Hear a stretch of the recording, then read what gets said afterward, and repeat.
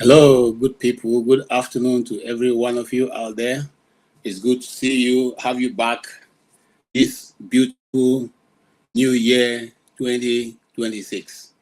I pray that it's well with you where you are watching us from. Today, we're going to have just a very simple discussion, simple but deep discussion, and it's going to center on the outrage that is, going on right now in Nigeria concerning the state of the roads in Nigeria. Of course, you all know that the state of Nigeria have become so deplorable that it's now the talk of the states or the nations of the earth. In fact, some people don't understand. As when we say the road in Nigeria is bad, it's so bad that statistics show that they are the worst accidents around the globe happens in Nigeria. In fact, Nigeria is the place where driving is so risky that anything can happen to you. So, is it that Anthony Joshua, which we are going to anchor our discussion on, is a special individual, therefore, it now bringing to the fore of the issues in Nigeria? The answer is no. But we are using him now to discuss what we have all failed to discuss for many years, which is the state of the Nigerian road. The state of Nigerian road becomes so bad that a journey of 1 hour can take as much as 3 to 5 hours, and we are busy building more roads. I would have thought that a nation who is very serious about having, who concerned about the well-being of his people, will actually be interested in solving the road issues, the issue of security or otherwise along the road. Road itself is a means of employment for people, for a lot of people.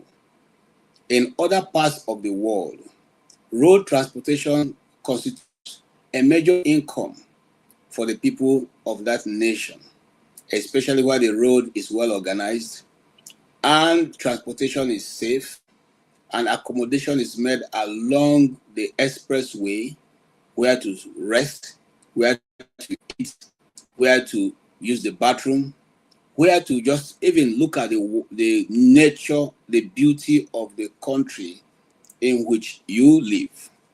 In other climes, these are things that are done, it's part of, tourism and sightseeing.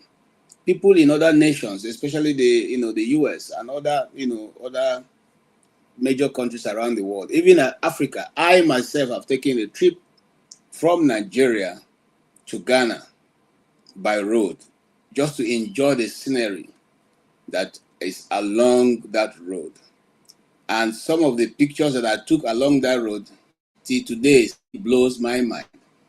Because if you are going to travel through the roads through Lagos to Port Novo, you will see to a point where you get to the road, the ocean is actually side on every side, and just a narrow part of the road is passing you through. It was frightening for me, but also very pleasurable. Why was it frightening for me? Because I'm an Igbo man. I don't know how to swim. There's no river around my place. And basically, that was why it was frightening. But it was pleasurable because it's a sight to behold. You see the beauty that God has put in his creation. You see the authority that God has put in his creation, that both ocean will not mix together. But that tiny road that the vehicle was traveling in or on was what keep you looking at it. Or along that journey also, I discovered there's a tribe that actually builds their own houses, just like we have in Morocco. But this time is so clean, is hand woven, with grasses, and their hotels and their villages that live in those locations. It's so beautiful. I wish I could find the pictures on my drive while this program is going on to show you some of those things. So in other clients, these are beautiful practices that are used to develop the people. These are things that people take as pleasure, but young men take it as occupation.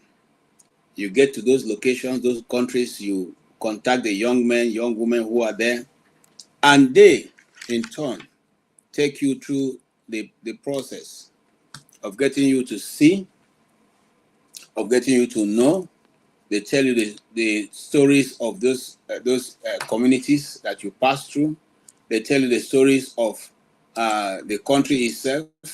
They sell their country really by just having such encounter with you, and you go back feeling very happy, But again, people have made money from you. The country is safer because people are happy. But today, nobody's talking about tourism in Nigeria, let alone think of how to better the roads that we have. It's a sad thing to say.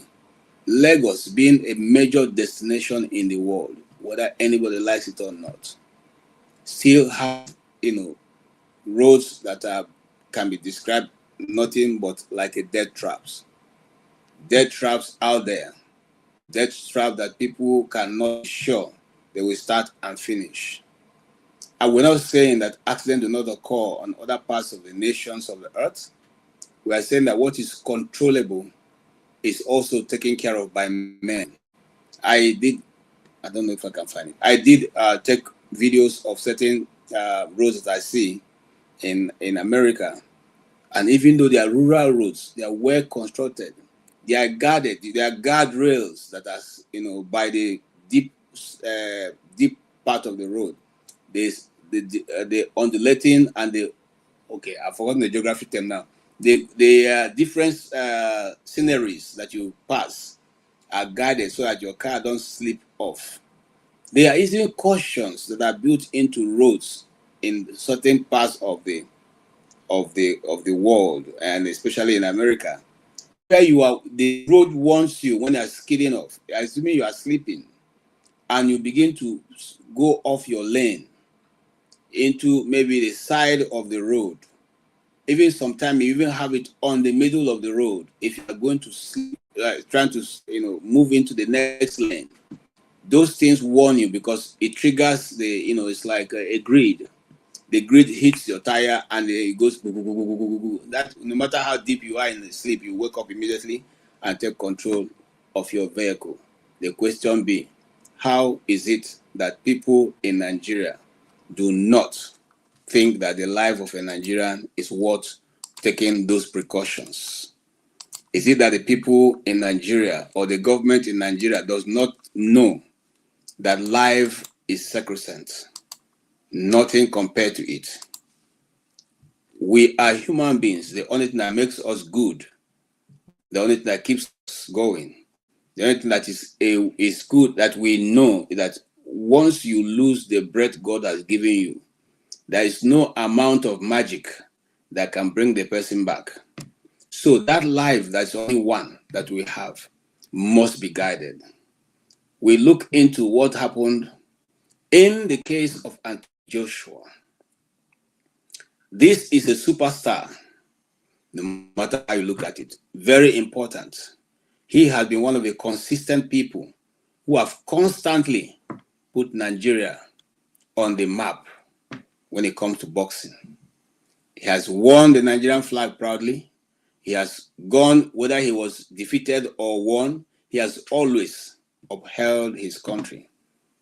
He could have spent his holidays in any part of the world if he wanted, but he chose to come to Lagos, the melting hub of Africa, if you permit me to say.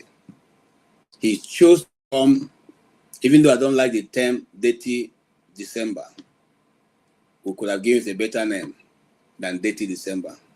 What about good December? What about bright December? What about splendor December? What about delightful December? Why does it have to be dirty December? Anyway, that's a discussion for another day. But on this case, he came with his trainers and friends who have been working with him since 2017 or thereabout. And these young men are also Nigerians, both of them Yorubas.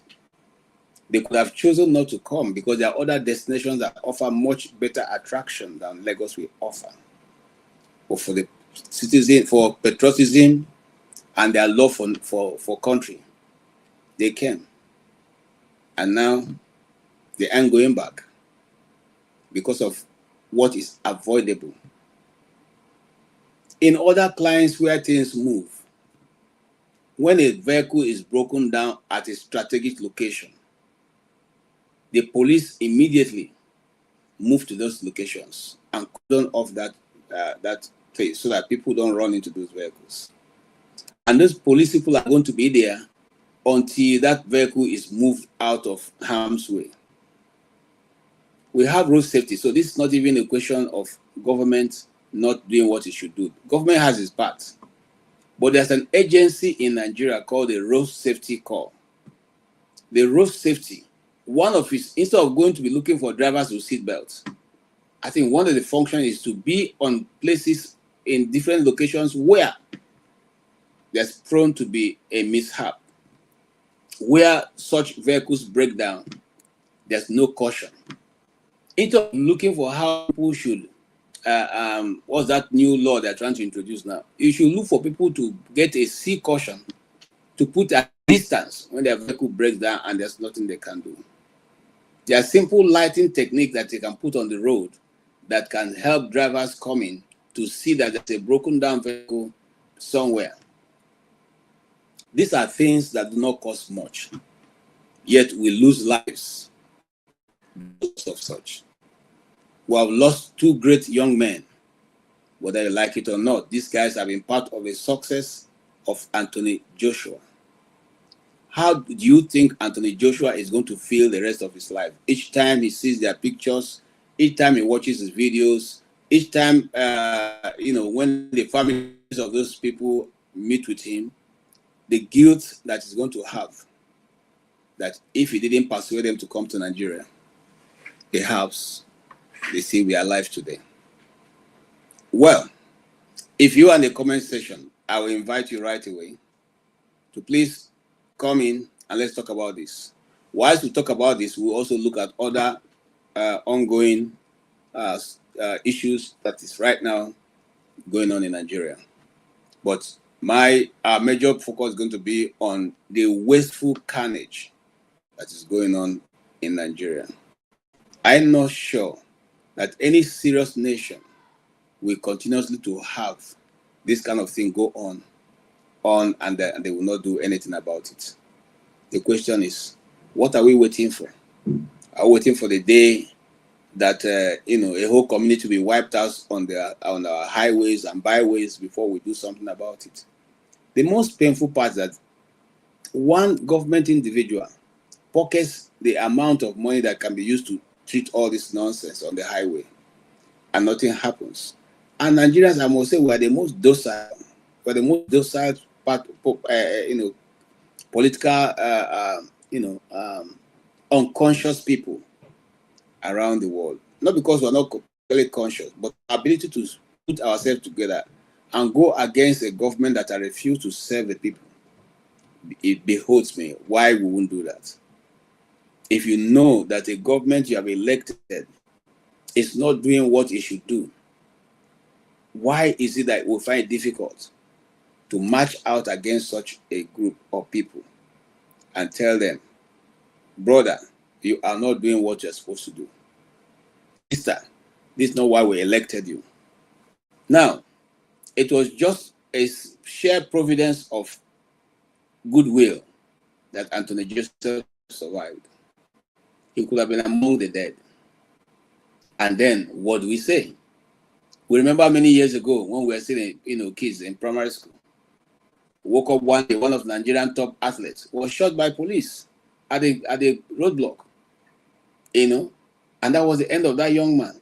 I don't even know what came out of it, because at that time we were not politically conscious. We were still very, young people in primary school. But because we had means of newspapers and all the rest, we were able to read about that. I'm trying to remember his name. This is somebody who also, he was killed by the police. The question being, what are we going to do? Do we continue to play docility Or do we now take the bulls by the horn and face the consequence? That's why we all should be asking ourselves, because we are all just one minute away from this kind of disaster. The disaster that happened, even to remove him from the place was a problem. They were pulling his hand, pulling his leg. Which one do you know that has not been affected by the accident that they are pulling? No ambulance, nothing. Some few days ago, some young men roasted in Lagos in the great building, great Nigerian house, and for many days that house was on fire. People were trapped, shouting from it. When shall we come to be humans and treat one another as human beings? That's a question I'll leave for my panelists to come in and talk about. And I have with me the great Okpara. And the great Okpara, you are welcome. Mazi Okpara. And I have Tony, who is also here. Yes, you are welcome. Thank you for joining us. I hope your day is going well. Happy New Year. And good to see all of you. Yes, we have struck off this discussion, and I've tried to lay a monologue that as much as I would want it. But the other thing I'm not going to touch, which I will eventually introduce, is the level of how much accident that happened in Nigeria. You guys be amazed when I give you this data that I have in my hands. But let me hear your opening remark, Mazi Okpara. Yeah, KJ, Happy New Year from here. And my brother Anthony, Happy New Year from here. I pray that this year gonna be a wonderful and a gracious one for us. Amen. Amen. Amen. Yeah. Tony, I saw what you wrote. That one that ended just a few minutes ago. Tony, I saw what you wrote there. Yeah. Tony, and I enjoyed you yesterday too. At that our sisters, this thing, you are awesome. I do listen to that place too. No. So Thank my you. brother, honestly, Anthony Joshua was a very lucky person to come out from that horrible accident alive.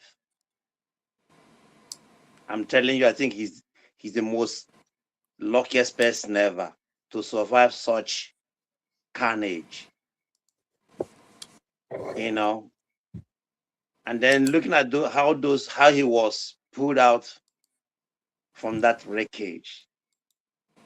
That is even the worst thing ever to happen to an accident victim.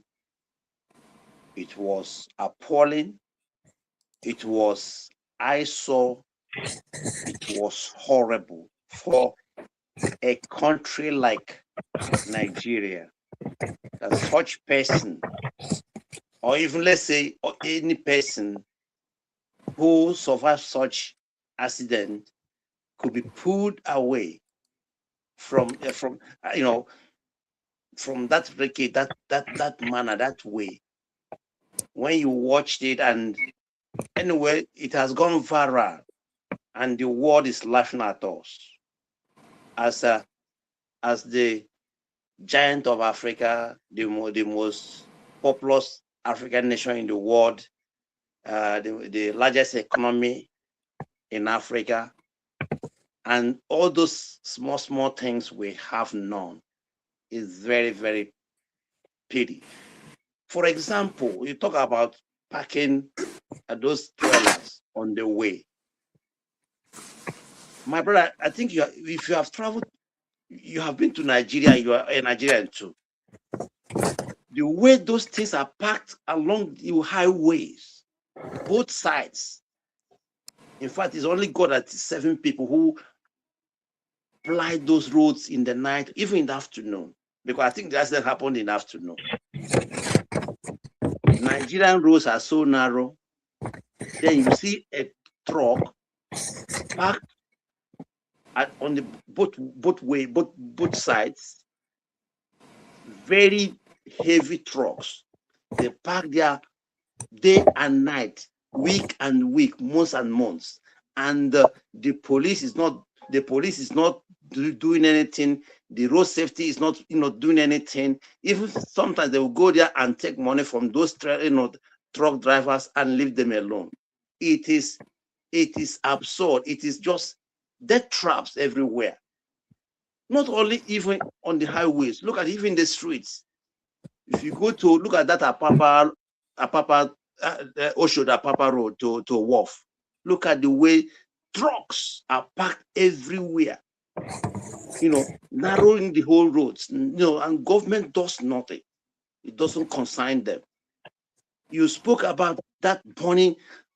In fact, the worst part of it is that Nigerian house that is still burning as we speak. 5-7 days, a week, people were trapped under. People were crying. 3 siblings from the same mother, from the same father, they were asking for help. There was no help. The fire service were not there. Police were not there. Paramedics were not there.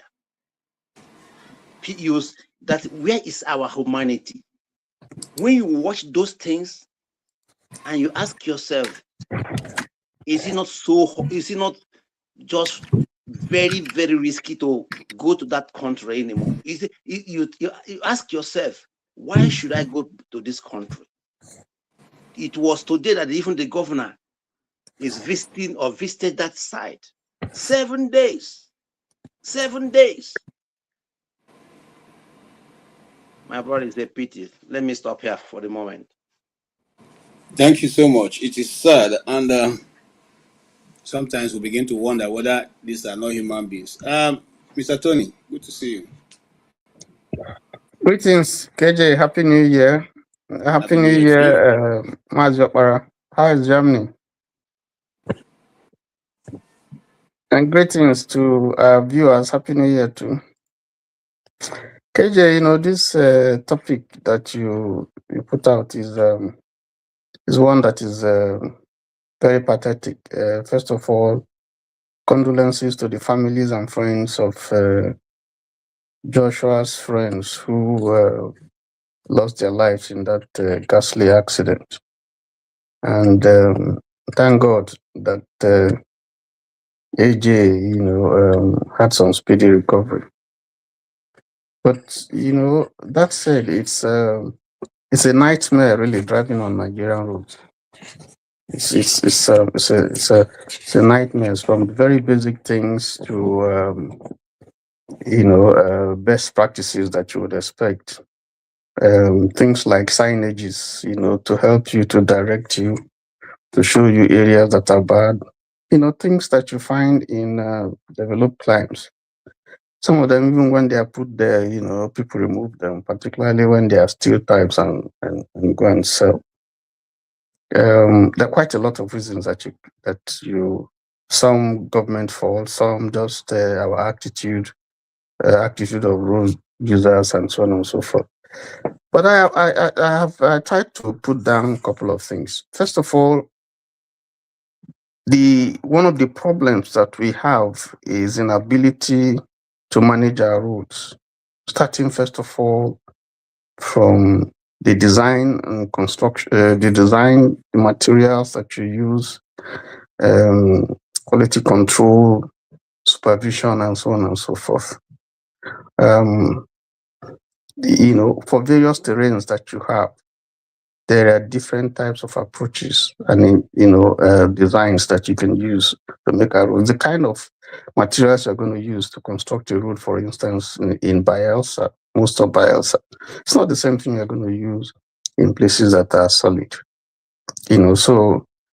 And this whole idea of trying to cut corners, no proper supervision in terms of the materials that you use, and in terms of the design, ensuring that appropriate measures are taken to give spaces for pedestrian ways, for drainages, for electricity, and even setbacks. that you have to put so that if you need to expand the roads later on, and then even ensuring that you have proper physical planning measures so that you don't have people encroaching and having their houses demolished maybe 10, 20 years after. Some of those things are not taken into consideration. And roads have their lifespan. You don't just build a road roads have their lifespan within which once it expires, it begins to fail. Maintenance culture is not good.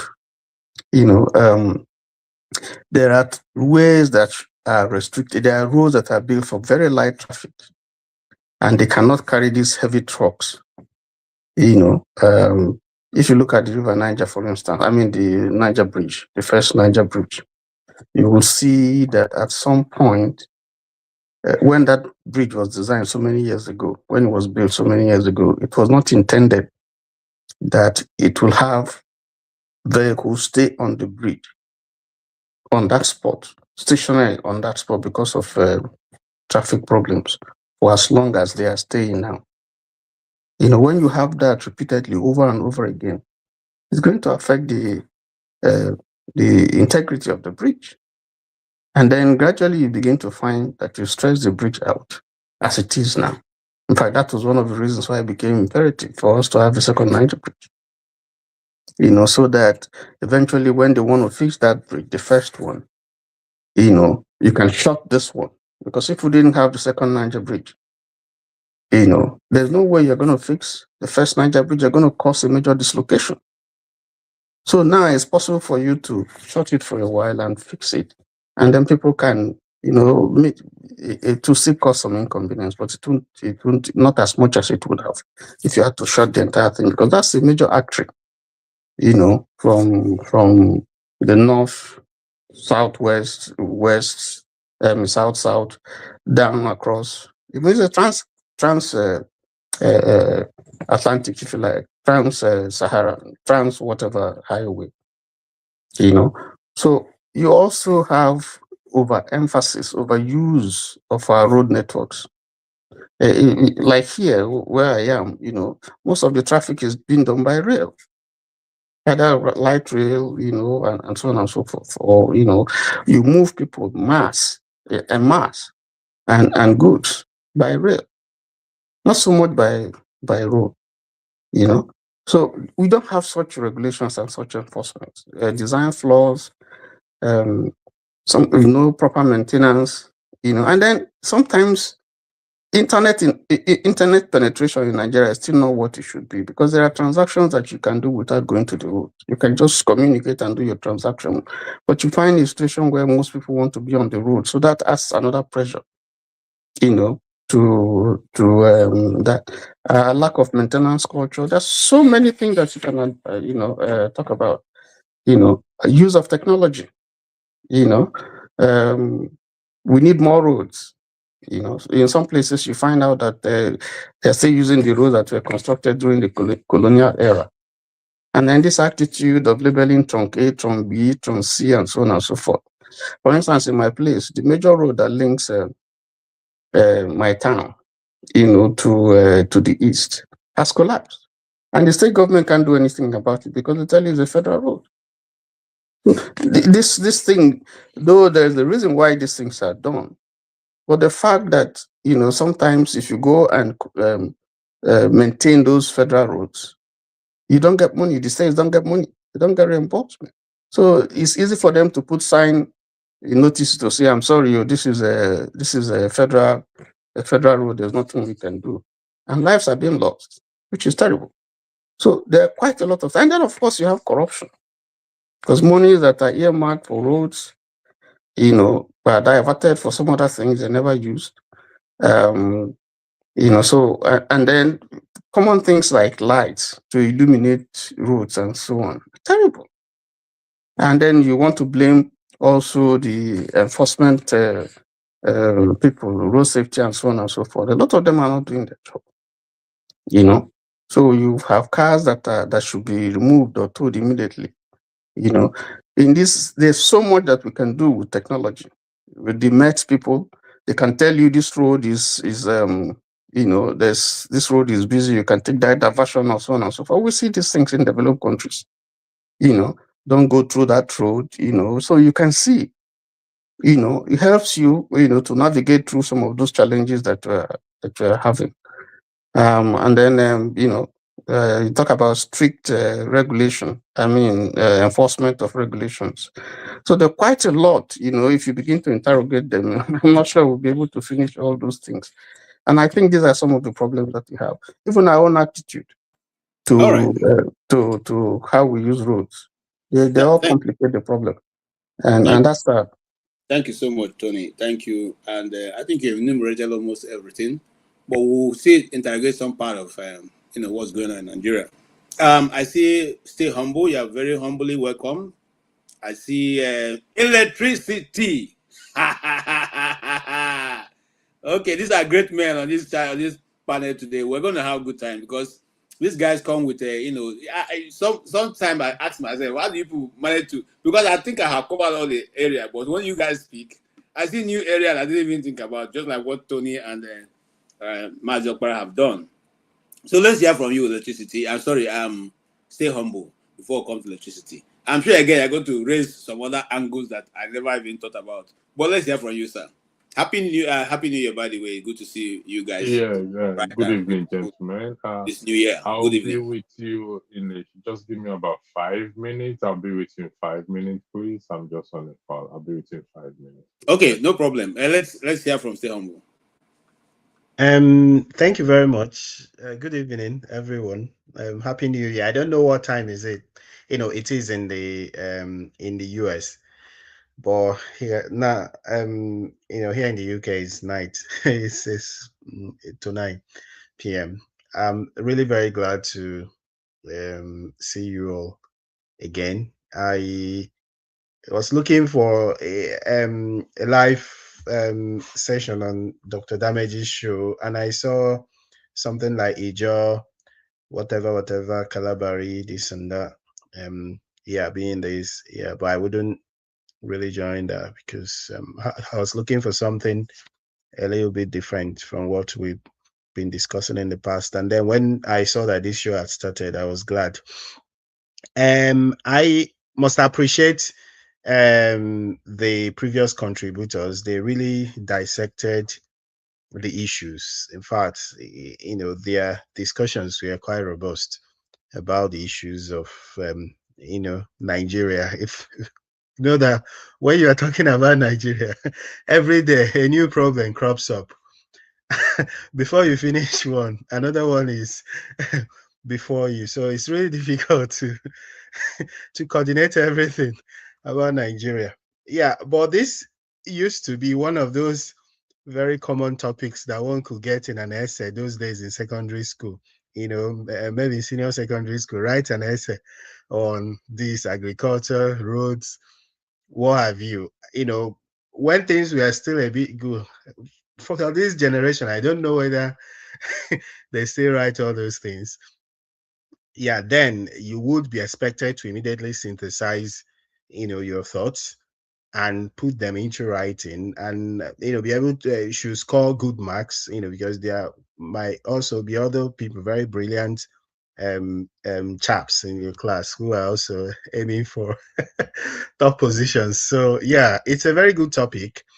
And I believe that every Nigerian, really, every Nigerian adult would have a thing or two to say about Nigerian roads. I probably might not say anything different from what many people would say, but what I want to emphasize is that there is no excuse for Nigeria not having good roads. In fact, these are things that are taken for granted in our neighboring countries. Places like Benin, places like Ghana. I don't even want to talk about the Southern African countries, like Namibia and Botswana, or these are things that you know it's not a problem because the roads are there. They can't even imagine that roads are as nasty as they are in Nigeria. They had never seen roads being that bad. So there's no excuse whatsoever. Whether the road is a cheap they use cheap materials or they use expensive materials to construct the roads. There's no excuse for not having good roads in Nigeria. These are, it's part of basic infrastructure. And this is one of the reasons why, sometimes I've mentioned here several times, we can't even host an inter-house sport in Africa. Like if there's an inter-house sport, we can't even host anything. We're not even talking about Nations Cup, or we are not even near that. We can't host inter-house sports. It's that bad. We won't even talk about electricity, um,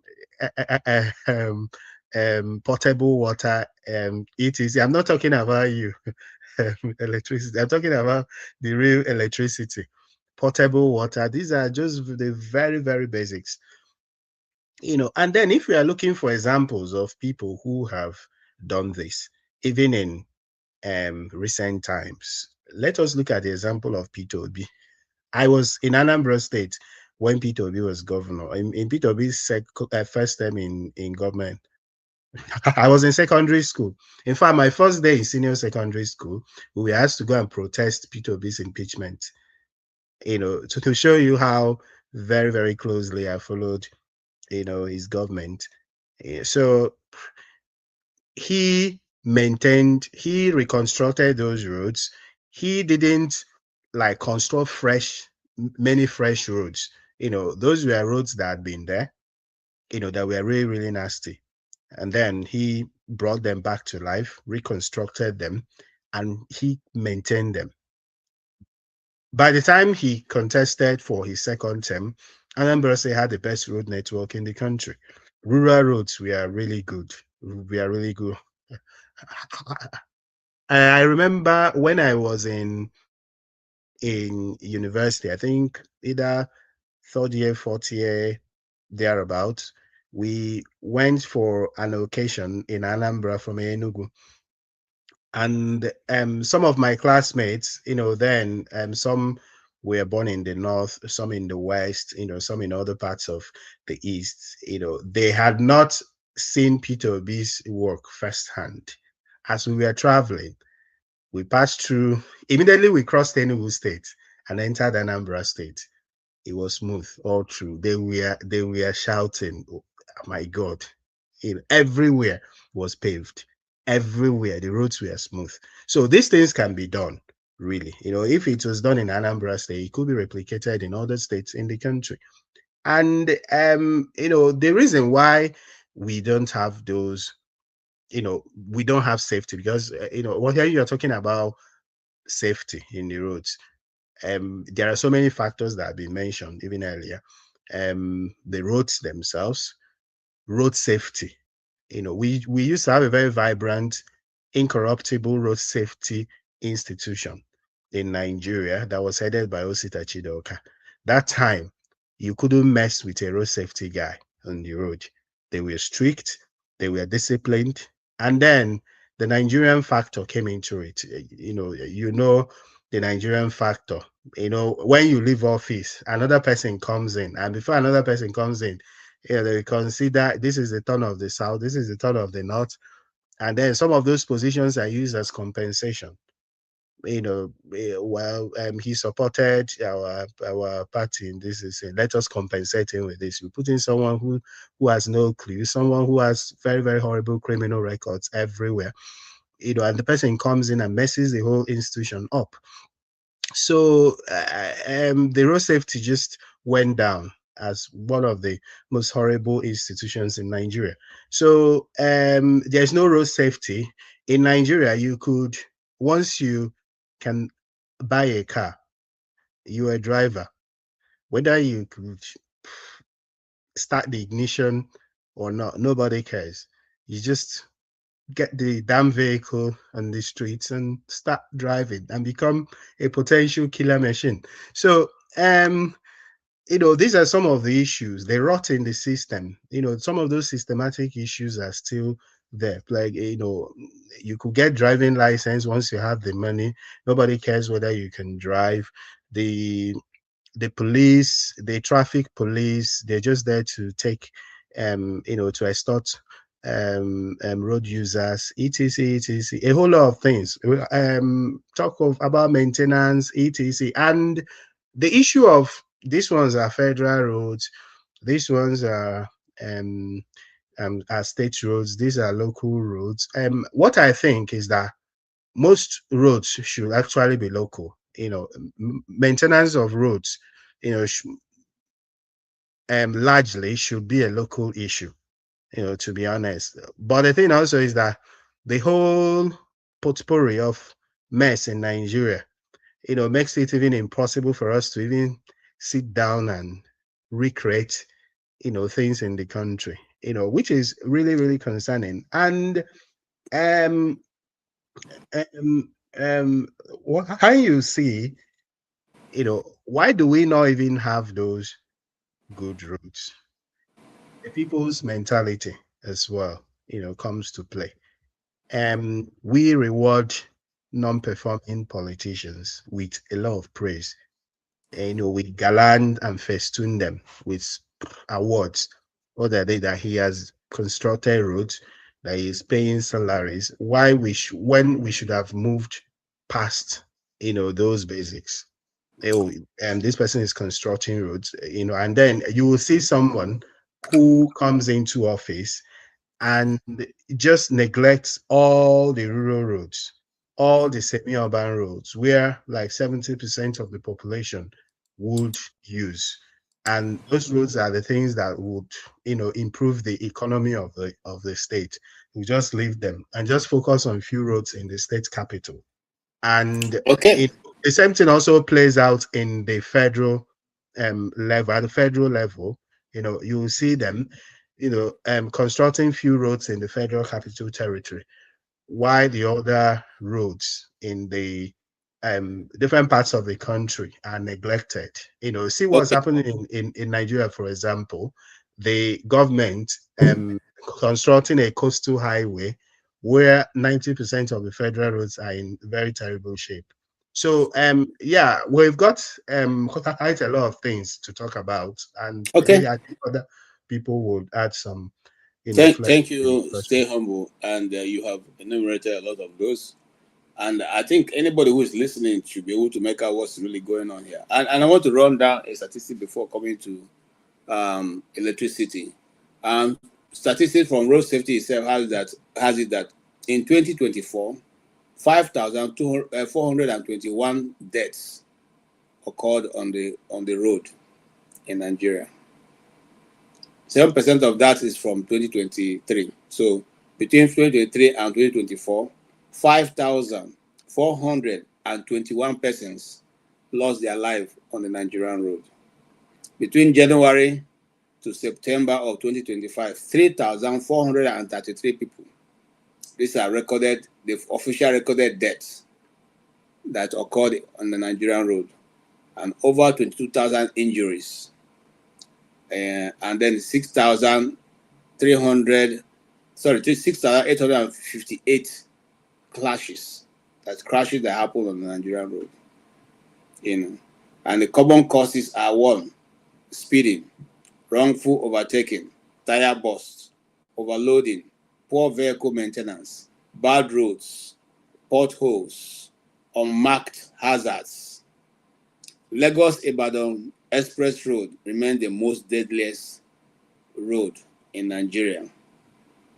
And of course, it often has heavy traffic and all what you have, or what have you. These statistics are out there. I also want to mention that the WHO says that in WHO's own reports is saying that 2020 estimates that 20 to 40 deaths per 100,000 people. In other words, WHO is saying that on the Nigerian road, 20 to 40 people die per 100. So imagine what that amounts to if you now tabulate it across Nigeria and the population that ply those roads on daily basis. Now, electricity, you're welcome. It is good to see you. Happy New Year. I also say Happy New Year to Happy, Forefather. You're all welcome. Um, happy, happy New Year to you and to everyone as yes, well. it's good to see you. Nice Today to we are see you talking too. about the very ugly incident that happened in Nigeria between on the road when Joshua was going back from Lagos. They've come to Nigeria to celebrate the 30th December. What do you think will be the report going back to the people in England who have sent him or who he left behind to come and enjoy his friends? Why are you laughing? why, why are you laughing?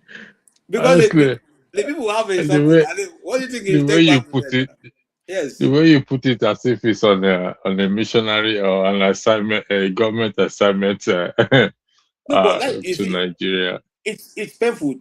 I don't even want to talk about it. It's painful. I mean, there was a time a man called somebody Udo. I'm trying to remember his first name. It was on the road. It was on the Nigerian road. The police shot him and killed him. He was a Nigerian champion. I don't know if Tony remembers his name. Dele Udo. Dele Udo. Dele Udo. Okay, I remember that. And what was I it? think it was the 400 meters. Champion. Yeah, Yes. champion. Yeah. Now, But many years down the this thing road, you just said here now is is Tony. Here is it's a Anthony Joshua again. fundamental issue. It's a fundamental issue.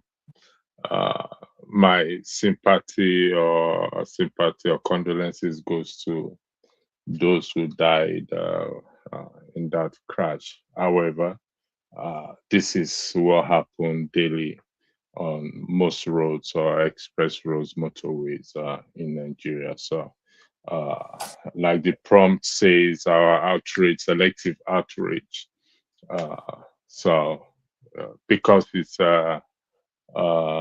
Anthony Joshua, everybody was shouting. And but about Peter, John, Okpako, all those ones that medias don't cover, is their life not as important as that of Anthony Joshua, the unfortunate ones that died? So it's a fundamental issue. The question now is, what is the solution? Because we all know it's not the case that money contract has not been awarded to people, or companies to construct that road. But over time, if you investigate, you find that most of the roads have been awarded maybe 5 or 10 times, and yet nothing is being done. Nobody's being held accountable in terms of what is going on. The Calabar Coastal Road, which is a waste of money. That money could have been invested in fixing the existing road as well too. But Eunice, what is the solution? What are we going to do about it? Are we going to continue with this lamentation of our leaders, while we, the citizens, we don't, pardon me, respectfully, we seem not to want to take accountability for our inaction in respect to what is going on. Recently, I came across Adiola a video that you made about a lawmaker that was almost lynched somewhere in the north, when the people said he's not done anything, this and that. Why she condemned the lynching, or I condemn the lynching? I hope it will not get to that point. And even if it does get to that point, you're not going to blame the people at the end of the day. This is a known thing about. I mean, I've been in Nigeria a couple of times, even recently, where the Okada I was on was almost to run into a packed trailer because there was no sign to say this trailer is broken down. So it could be anybody at the end of the day. Is it that we don't have the law? If you go on the road safety, road safety now, where they like to stay is where the potholes are that will slow down the vehicle. Should road safety even be at that spot, knowing fully well that spot is bad? So what is the purpose of what? Of having road safety, where what they do is what? Is to collect money, stop vehicles, and collect money and what? And allow them to go. So it's a fundamental issue. It's something we have to really say, what are we going to do about it? Because year after year, as we are talking, one or two accidents is happening as we're talking because of bad road. That Benin, Benin Lagos going to Warri and all those things. If you go to that Benin bypass road, honestly speaking, during rainy season, people sleep there overnight because the road is terrible, extremely terrible. I think in one a recent trip I went, the driver had to go through the rubber research center just to boycott that bad spot. Sometimes you spend hours there if care is not taken. So we have reps, we have governors, we have this. So what are we citizens going to do about it? It's a known fact. I don't want to be talking about the problem that we all know, we are used to, or we grew up with. We're not talking about electricity as well too, but this is a known thing. Again, Anthony Joshua is just like other Nigerians there. No emergency services, nothing at all that you can easily reach out and say, oh, let me call 911 and have them being there. A pregnant woman will get pregnant in labor, you have to drive the person to hospital. You can't call emergency services that will come out. So it's a big issue, not just that. So what are we going to do? That's the question. That's the issue before us. Or with Donald Trump, or people who were so excited that Donald Trump went to bomb, or the US went to bomb somewhere in Sokoto. Are they going to ask him to come and bomb our rep, or the red and blue chamber? Those pardon me for want of better word, those imbeciles that keep extorting or looting our money without would they do that? The answer to that question is no. So what are we going to do?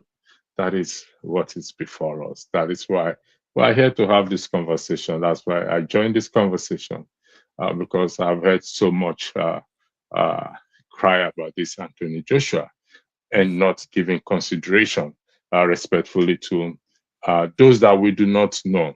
All lives matters. Rich, poor, all lives matters. No one should go through that. Accidents are preventable. Accidents are what? Most accidents in Nigeria, most deaths in Nigeria are what? Are preventable. I yield the floor back to you. Thank you. Thank you so much. Electricity. It's good to have you back. Again, you have made a very salient points that are very, very important to look at, and to for Nigerians to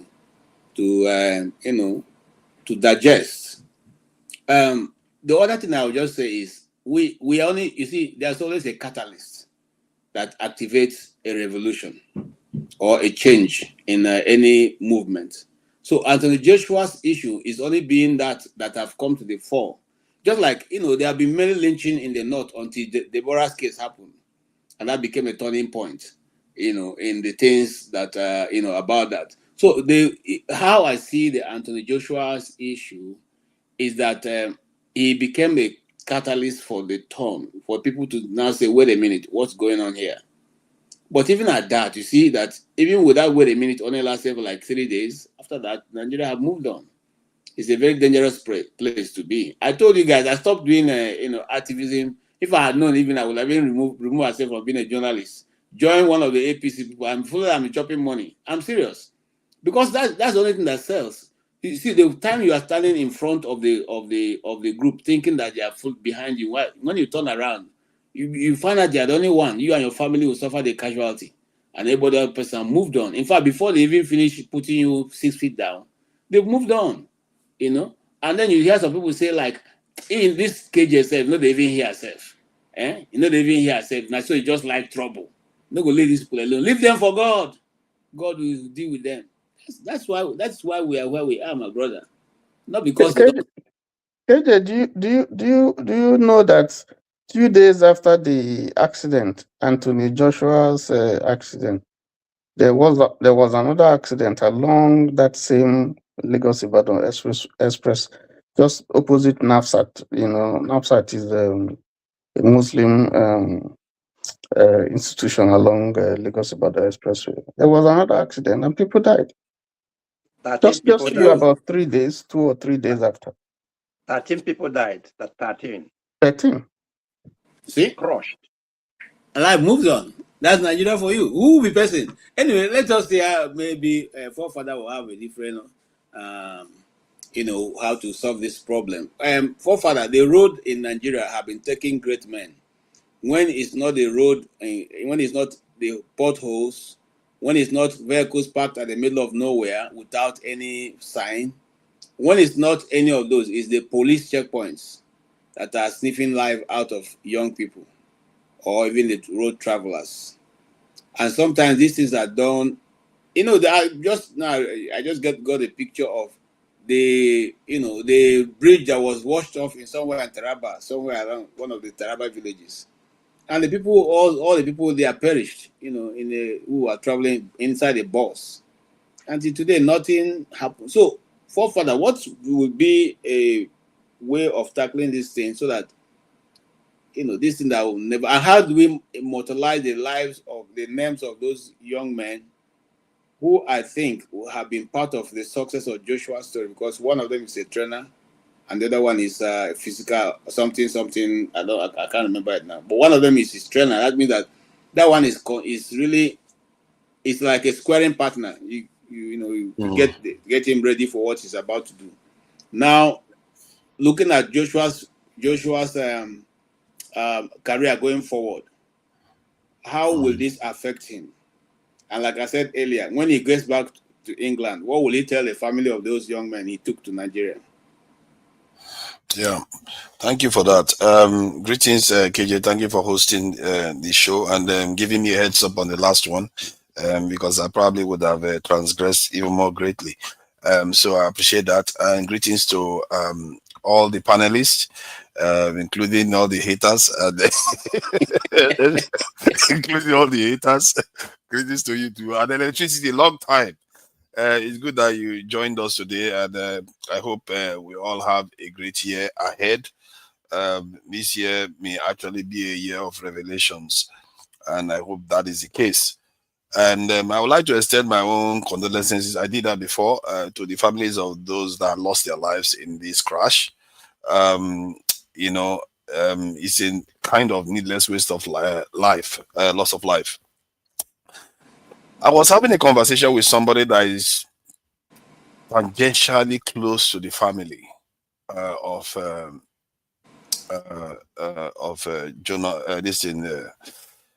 Joshua, and his comment was that, I don't know how true it is, that they may not feel very how do I put it, apart from feeling the horror of the situation, but they will also say, what, you people that go to these African countries, you think you're above the law kind of attitude, where you go and just start driving excessively, fast without being careful about, your driving. And hence, because this person also talked about their own country, that a lot of foreigners visit in December, and the same thing occurs in their country. So that is separate from the issues of the Nigerian roads. And I think this is why, on my own end, I believe that if you steal public funds, you should face capital punishment, because people actually die. They actually do die, just like we just heard. People die from the actions that people are, perpetrating and just stealing money left and right. And they will say they are. And when sometimes they want to be held accountable, then they go into tribal religious this thing, all this shady behavior. And question is, why are Nigerians not pushing for these sort of things? Because if they knew that if they stole these funds, that their life is at stake, I don't think they would think twice. They would think twice, and they would be spending the money on the roads and making sure, because that Benin Road is a horror show. I can't believe it's still like that till now. Like, the video will be online, ministers will see it, and the next year it will still be like that. That is criminal. That is criminal. How can you see it and you leave it like that? You don't solve it. You don't say, let me be embarrassed for once. This video is online. It's been there for years. Let me just fix this thing. So people don't come and see the shame anymore. How much does it cost to fix that they cannot do it? Even the big men in those towns and the government, they could just put money together. Even Dangote must have seen this. Don't we have shame?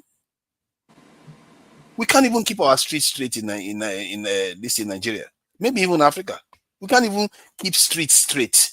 Like clean, I mean. Like if we want to clean it, oh no. We can't get somebody to clean the street because no, they are busy joining calls or the Agbaros or joining bandits and all the rest. You can't even recruit people to come and sweep your streets in Nigeria. The roads are dirty. The marketplaces are like some kind of pigsty where people just go and buy food and everybody's bleeding on top of each other. Flies are everywhere. It's like, why do we live like this? How did we manage to become this way where we go around the world and we see things, how people live their lives? And as a matter of fact, how we used to live our life. I remember when I was growing up, in the villages, they are not that dirty. The villages are relatively organized. You wake up in the morning, you see people cleaning the front of their houses, everything is clean. The villages are not dirty. Why is it that we cannot organize cities for some reason? When I look at Nigeria, sometimes it really baffles me, some of the stuff that goes on. But then again, when you talk about solutions, then that's where gridlock suddenly happens in Nigeria. It's almost similar to the kind of conversation I was having in my earlier stream. Whenever you try to reach solutions, oh no, somebody will bring tribe here, somebody will bring religion here, and somebody will bring party, and the other person, by the time then they will bring their degree. By the time they put all those things together, then the whole thing is tied up in knots, stubbornness, and ego on top of it. That's why we are where we are. It's not that hard. It's not that groundbreaking to sweep the roads and make sure your roads are safe. And I think KJ was right when he was mentioning those road studs that they put on the roads here. When you're driving, you're feeling a little bit tired and your car sways a little bit and it hits the studs. It wakes you up, you know? And sometimes, even in the UK too, and you can also think from the point of view of the human beings in Nigeria. They don't want to obey the rules too. I've witnessed it before. A junction was blocked. That's gridlock. And there was a traffic warden standing there. I said, why is this traffic warden not controlling the junction so that the road will clear? The driver say, what? Nobody listened to him. I said, why are they not listening to him? He said, because he doesn't have the power to do anything. I said, why didn't they give him power? He said, so that he can go and abuse the power too. Look at the conundrum we are in. This one is my lived experience in Abuja. This is my lived experience. He said, because that one is going to abuse the power too. It took a dignitary with military escorts to come and clear that junction for us to drive past. I don't even know what happened after that. That is the mentality you see in that country. Everybody, you create an opportunity to solve a problem, they want to use it to enrich themselves and oppress other people. So it's a very, very convoluted situation whereby, because like now, some of those roads that you are seeing and you are seeing those accidents, in the UK, they have narrow roads too. But you hardly see those sort of accidents because people have been trained with the right mindset to be able to navigate safely along those roads. If you break the law, you see your ticket now. You see your ticket. That's if you don't see the policeman coming to stop you and accuse you of dangerous driving very quickly. And they will sue you and they will convict you. 33% of men in the UK have criminal record. And many of them is from driving. You screw around, you pay. Because they are not going to have you be a danger to other people. That is why you have, even when the country roads, anybody that is in the UK knows, the country roads are very narrow. Some of them is just one lane, but it's one lane, but it's meant to have two cars. So when you are coming from one side, you have to go, there's this junction you will see, it's got a small space here, you park in that space, then the other car will pass, they come out again and go. They know how to do that safely. If you try that in Nigeria, the argument that is going to happen on that road is going to talk to, do you know who I am? Do you know who I am? People are going to bleed there. That is the problem. The mindset of the people themselves, they've not been conditioned or trained to behave properly on the roads. This is a very, very deep problem, but at the core of it is the decadence at the top. and the people we elect to the top, we don't even hold them accountable. Many of us would like our, how many of us hate our House of Assembly members? How many of us hate our senators? Because if you hate your senators, I don't think they will be coming home for Christmas. Many of our people are okay with their senator because that senator brought street lights for them. He dug a borehole for somebody. But they forget that that same senator is the one enabling the budget to be siphoned, being shared, and making sure their roads remain the way it is. I don't personally, the people that are in Edo State, why are they not making more noise about this? Why are they not going to the federal government and saying this road needs to be fixed? And to be fair, most Nigerians still need to call that out because that has been a problem for a very, very long time. Anywhere you have bad roads, we need to be flagging it. But we'll see what happens in reality, because sometimes some of all this Jonathan episode, Joshua's episode, sorry, I said Jonathan, Joshua's episode reveals something. And he also reveals our our response team. There's no ambulance, there's no nothing at all. Zero. They want to use keke to carry him to hospital.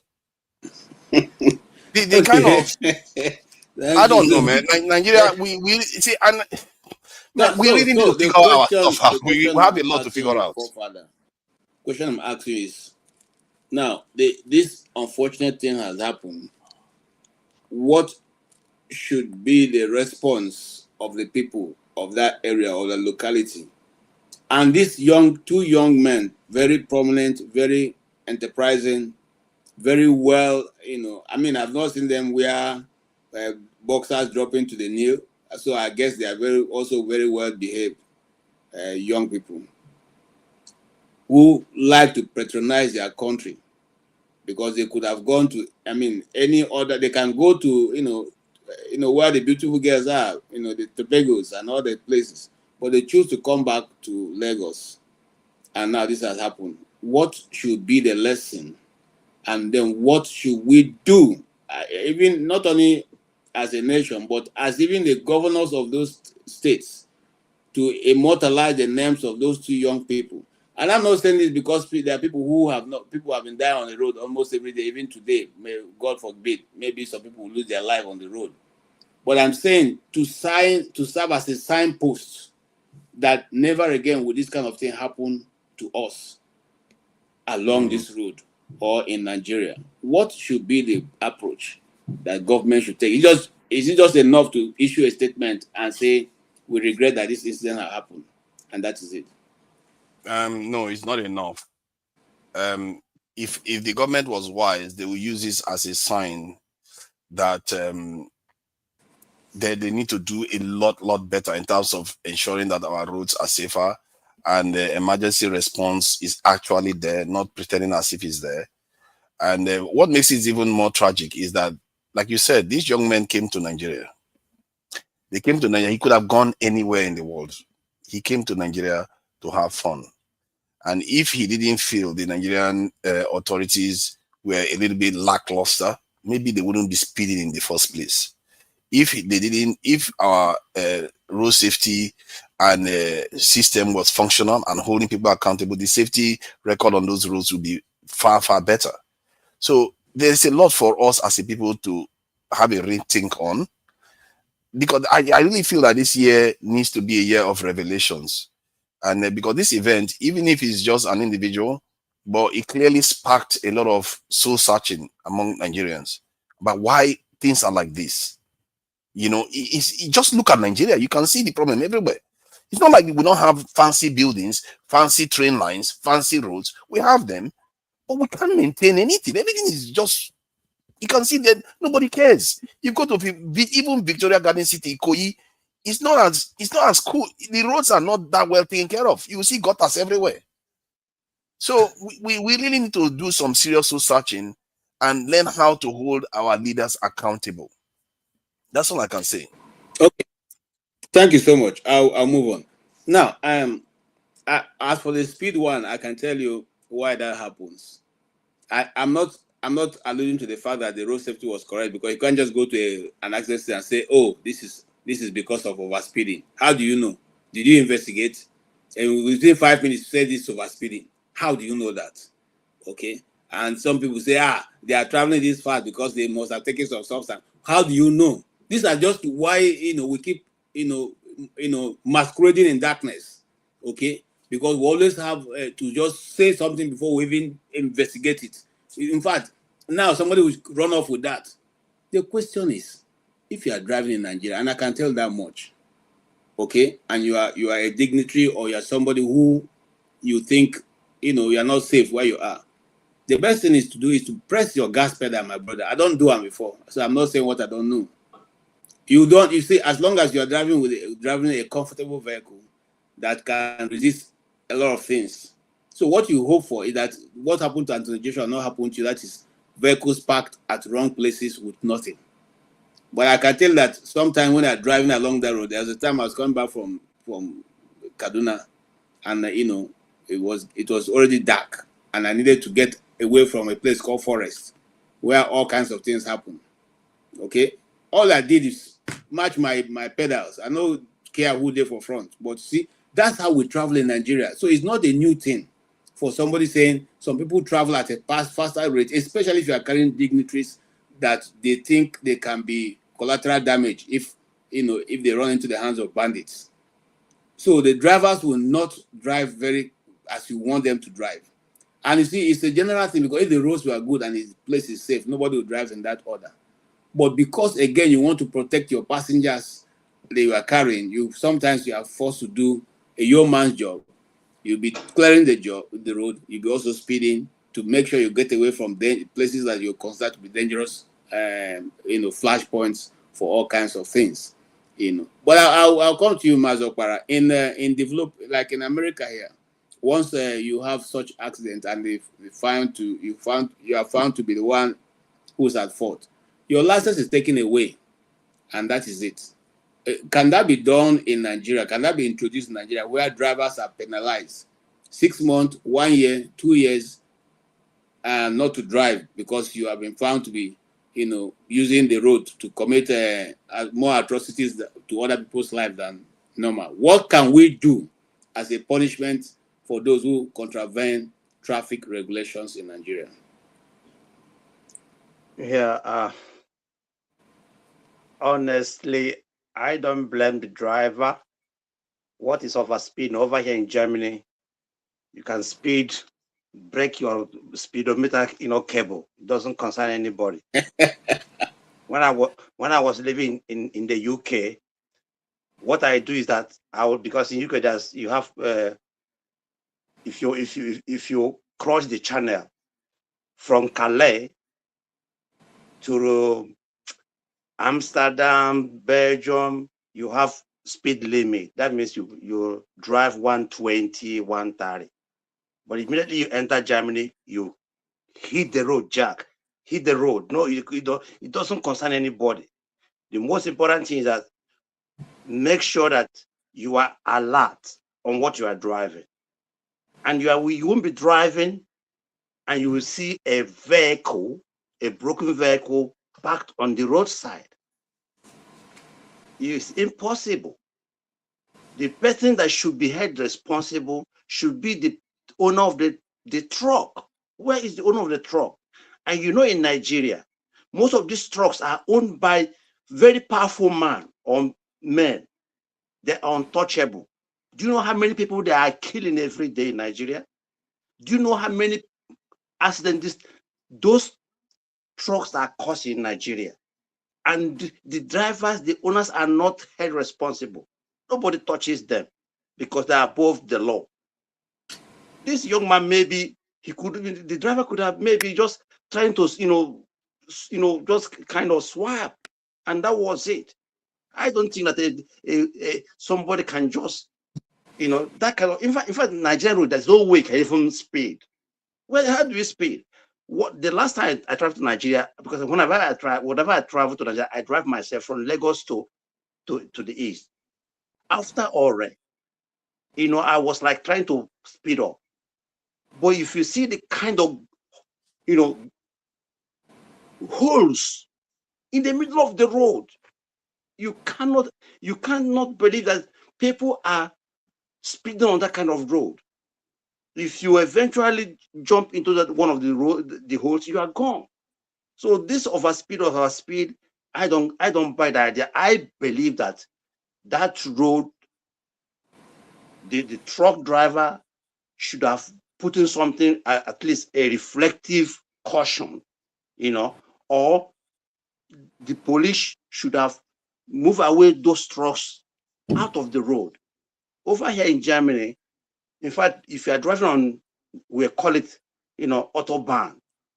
If you drive about 10 kilometers, you see a very mighty place whereby you can park your big lorries, big buses, your car, sleep there, and then move on again. But such thing is not in Nigeria. You can't see them in Nigeria. The infrastructure decay is the problem, not overspeeding. Because if you look at the car, I don't think there's any tire burst or something like that. No. And over here, sometimes you see police, they hide. Then if you overspeed, they'll flash you. They'll, camera will get you, and you pay the fine. That's a way of also stopping overspeeding. Because if you are snapped 2 or 3 times, because over here we drive on points. You have about 16 points, and eventually, if you consume all the 16 points, your license is taken away, and you go for idiot test. And this idiot test, before you pass it, it might even take it 5 years if you not pass this idiot test. So all those things are not in Nigeria because we are not a civilized people. We are not in a civilized. We are so backwards in everything. Tell me what is happening, what is working in Nigeria. We are so backwards. And as we speak, do you know that this driver has been arraigned to court? How can you arraign that driver to court? Why they leave the witness, Tony, what do you call it? Anthony is supposed to be there because he's a life witness, supposed to give, witness, say what happened, at that in the court. This young man now could be a scapegoat for this, what happened, which nobody knows exactly what happened. So the issue is that we lack everything. Tell me what is working in Nigeria. Tell me nothing. If you go to the airport, it's not working. If you go to the hospital, it's not working. Nothing is working. Even you talk about highway. Look at the streets. All the whole streets are packed. Both sides, trailers. Sometimes you see a vehicle parked there more than 40 years in a street, and nobody's police is not coming to told them out. The local government worker, there's no more local government staff anyway. So everything is chaos. Everything is chaos. My brother, the issue is that we have not, I've said it last time, we have not started discussing our issues. My junior brother lives in Botswana. My cousin, sorry. This guy, if he comes to Nigeria with his wife, you can't believe what they say, what the kind of things they say about Botswana and Nigeria. Botswana, my cousin. Oh, this Nigeria is this Nigeria. Nigeria is rotting. Everywhere is rotting, and because of corruption. Not that there's no one to do this thing, but corruption. Corruption kills everything. Corruption. All right, Mazio Para. Thank you. Thank you so much, because I like the area angle you introduced. You have 16 points, and when your points are gone, yeah, your driver's license is taken away, and as an idiot that the idiot is, the idiot to go for an idiot test. It is called idiot test. Yes, and the idiot who cannot to fail the idiot test until he's able to pass a stupid idiot test. That's what we should introduce. Our own, we call it Mumu test. There's no need to call it Mumu, so it will greet the person. Mumu test. KJ, lastly, please. Do you know that last time I was driving in Nigeria, the road safety pulled me out. What they were interested in, this car is just like, it's Tokumbo car, but compared to cars that on Nigerian road is chassis. They left the people all those, all those rubbish vehicles, big ones, small ones, that were after me and my wife. And everything was complete. They took my license, and that day I spent 2 hours begging them. At the end of the day, it's okay. Look at the fine. Look at what they're going to give us. My particulars were correct. They are after money. They are not after anything. You see those vehicles moving, those vehicles that are supposed to be pulled and scrapped. They are moving, but that your car is very good, they will stop you and extract money from you. This is the system we're talking about. I don't want to talk about that because there's many examples of that. They don't see you now, still say this one money go come out from there. And they know saying a big money go come out. That's what they do. In fact, in Nigerian situation, in fact those, I don't know where Tony used to live, but if you live in Abuja, this will happen to you. The policemen will go and hide under the flower after the traffic light. Okay? And so they'll be waiting for you. Once the traffic light goes from green and you pass at yellow, they'll just jump in front of your car. Okay, we don't catch you or your park. I'm telling you what happened to me, And they will insist that you cannot cross the traffic light when it's yellow. I don't know whether that happened before. Let's say you cannot cross once it's green. Once green is off, you are at fault. And some of us who, when they're here, we argue with them, go to their police station and even insult them on top. But you see, the thing is, this is what it is. They are always after the money, not because they are trying to do the good. They are after the money. So, Tony, you have witnessed these things. You drove both the one that somebody will come in against traffic and you try to stop him and he will curse you and curse your grandfather. So how do we now regulate the system? Yes, I see you. Electricity, I hope you're not going away.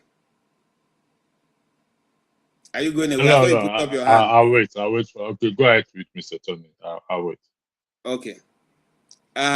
Yes, how do we now regulate the system to stop this carnage? Because you notice, they are young. It's not as if when the accident happened, it's somebody who is 80 years old and 90 years old. No, these are young men who are trying to hustle around, make the country great again, bring their resources. Because Anthony Joshua, the last fight, he had about 43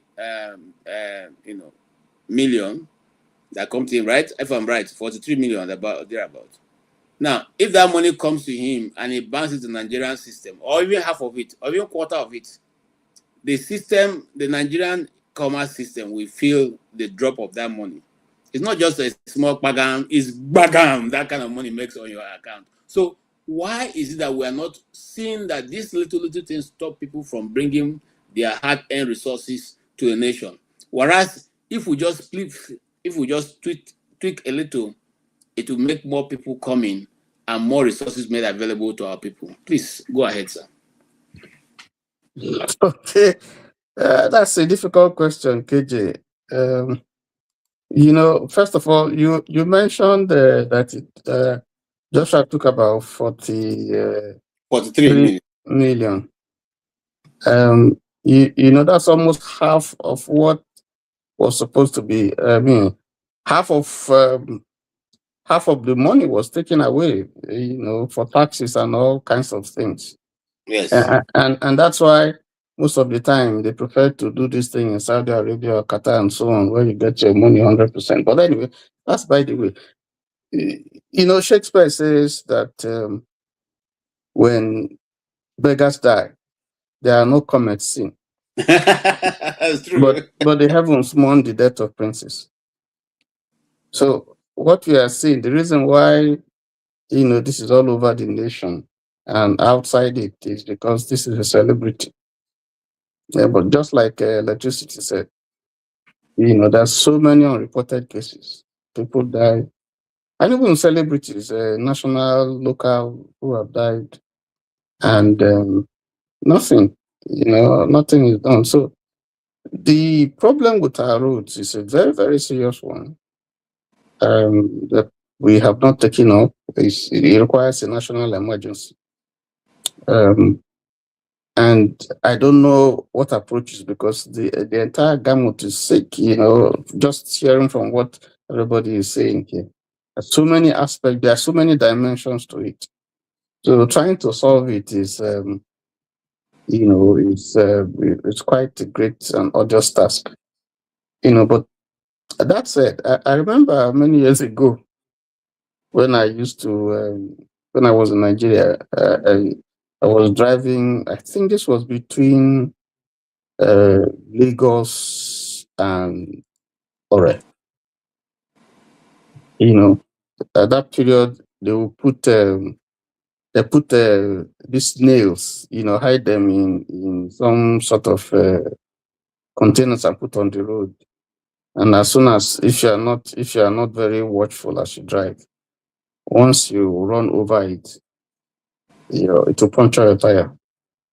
And they position themselves because they know how far you would go before you stop. And they position themselves along the road, and then they just descend on you. So when you are driving now, you have to be looking, even as you are. And I think you hit the point when you made the point when you said that we are not certain as to what really happened on that occasion, because we are quick. The law enforcement agencies, road safety, they were so quick to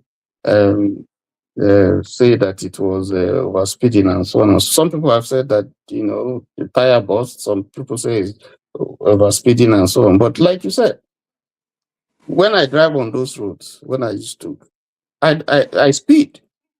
There are areas where I know that are bad, and I speed, I fire. You know, because you don't want to be caught in, and I drive alone most of the time. So you don't want to be caught in that mess. You know, they have you as the meal.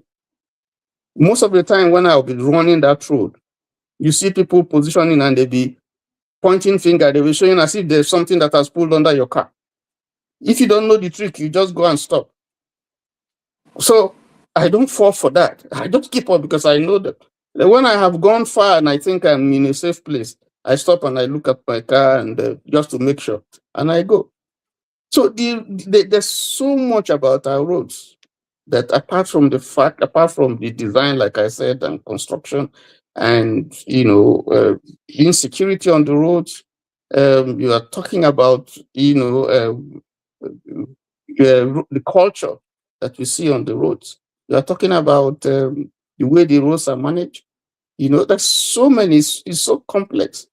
Before you even talk about road safety and all those ones, they are just stay there. And there are a problem, some of them, you know, the police, the checkpoints, and so on and so forth. I remember on an occasion, this is inside Lagos, I was driving, I had my daughter, then she was small, in front of my car. And as I was driving, and I was trying to turn, the police suddenly stopped me. The police at the checkpoint suddenly stopped me. And I just had to apply my brakes. And my daughter, you know, fell forward. You know, and when I stopped, I wanted to step out to go and challenge the police officer. I mean, who stopped me? But I heard the other person telling him, how can you stop him like that? Why? So I stayed. You know, there's a lot of rubbish. I've also had an occasion where one of them stopped me. This is very close to GRA Ikeja. He stopped me. I stopped. He said I beat the traffic. I said, did I? He said yes. So he opened my front door and he got in. So I said, where are we going? He said, let us go to their GRA office. I said, okay. I started driving. By the time we got to Isaac John, I turned off. I turned into Isaac John. And I said, where would they go? I said, I'm driving you because, you know, you have the old governor's office in Isaac John. I said, I'm taking you, see that place? I'm taking you in there. He said, no, calm down. So when he looked at me, I said, you know, they look where before you, they enter somebody movie. I had my radio with me because I was going to drive him inside there and have her arrested as a police officer. He came down and he started cussing. The attitude of, I said that to say that even those who are there to manage the roads, you know, don't do what they're supposed to do. They hide there. They want you to traffic. That's what most Nigerian police officers do. They hide. So they want you to beat traffic. They want you to beat, to commit an offense. But over here, you see the policeman stand. You can see him visibly. He's preventing you from committing an offense.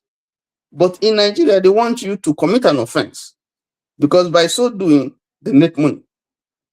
So, so this culture, of people not really ready to do what they're supposed to do is part of the problem. It's so complex, that, I don't know how we're going to address it because you are dealing with infrastructure, you are dealing with security, you are dealing with signages, you are dealing with road markings, you are dealing with, lighting up the place, you are dealing with road culture, you are dealing with the road construction itself, you are dealing with pressure on the roads. There's so many complex issues that you're dealing with, and nobody really cares. If something happens on the road, nobody really cares. I mean, look at the attitude, our emergency action preparedness, is and rescue is poor.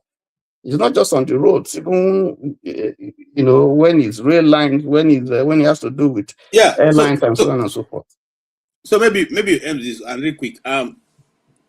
Why does it feel that certain individuals are crying out from a building for 5 days? Nigerians couldn't get to those people to rescue them. Is there any reason under the sun that could have happened? You're talking about the fire, the fire incident. The fire incidents in Lagos. You see, that's what I'm saying, that our emergency preparedness, action plan is faulty. First of all, I don't have the details of what happened, how the fire, occurred. But again, if you look at, safety and security, if you're talking about the building, over here, there are certain provisions that must be in, particularly if it's a high rise or is a building where people assemble. There are provisions, necessary precautions that you must take. Okay. Which is approved by the city in terms of exits, how you come in, how you go out, and all that. And yes, and then they prepare you. There's awareness, there's training that you go through should these things happen. There's inspection from time to time to make sure that people conform, those things are working. to those regulations. And if you fail, there are sanctions. So I don't know the details of what happened here, but again, it's difficult, to have that kind of a situation where, smoke, carbon monoxide will kill people in just less than in a few seconds. In a few seconds, it kills. Thank you so much. Thank you so much. That what you just said is very key, because one Sunday we went to church, and the pastor came and announced, please, so we will start a bit late today because the fire drill people are going to come, and they will conduct the fire drill. Everybody will have to follow instruction, and then after that, when they finish doing what they are doing, they will come. So before you know it, they were there, and they triggered everything, and they told people what to do, how to do it, and everybody, whether you are the whoever was inside the church, followed that instruction to the letter. And eventually, when they finished and they finally said they've checked, the systems are working, people are responsive, they acted in the manner they should, so they didn't have any reason to give lecture of what to do. So since people already know how it is, when there's an emergency, what to do, how to follow, and they left, and then eventually church service continued. I'm coming to you, stay humble. I can see AY, I can see Shola, Solomon. You're all welcome, but soon we'll get to you guys. Let me hear from Stay Humble. Stay humble. The question I have for you is this. The BBC and other international media was asking a question. Maybe you give us an insight. How come is the police van, empty police van that was carried, that they used to carry Joshua, not ambulance? And how come they were dragging his leg and hand? Who didn't know where the injury was? So the way they were pushing and pulling him from the vehicle, even the one that managed to survive.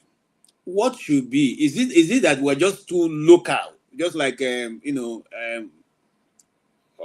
said, that we don't know how to do things, or what? What is it? What you see, it's painful, because when you hear that from international media, that's what I keep saying.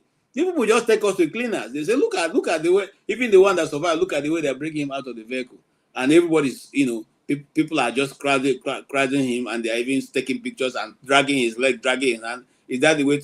And then how be it that there's no ambulance to take him, it is a police van that's taking him. Do you have an idea? And I asked you the same question they asked. How be it that the police didn't come with their police ambulance? They had to put him in a Rikita, open this thing to carry him away.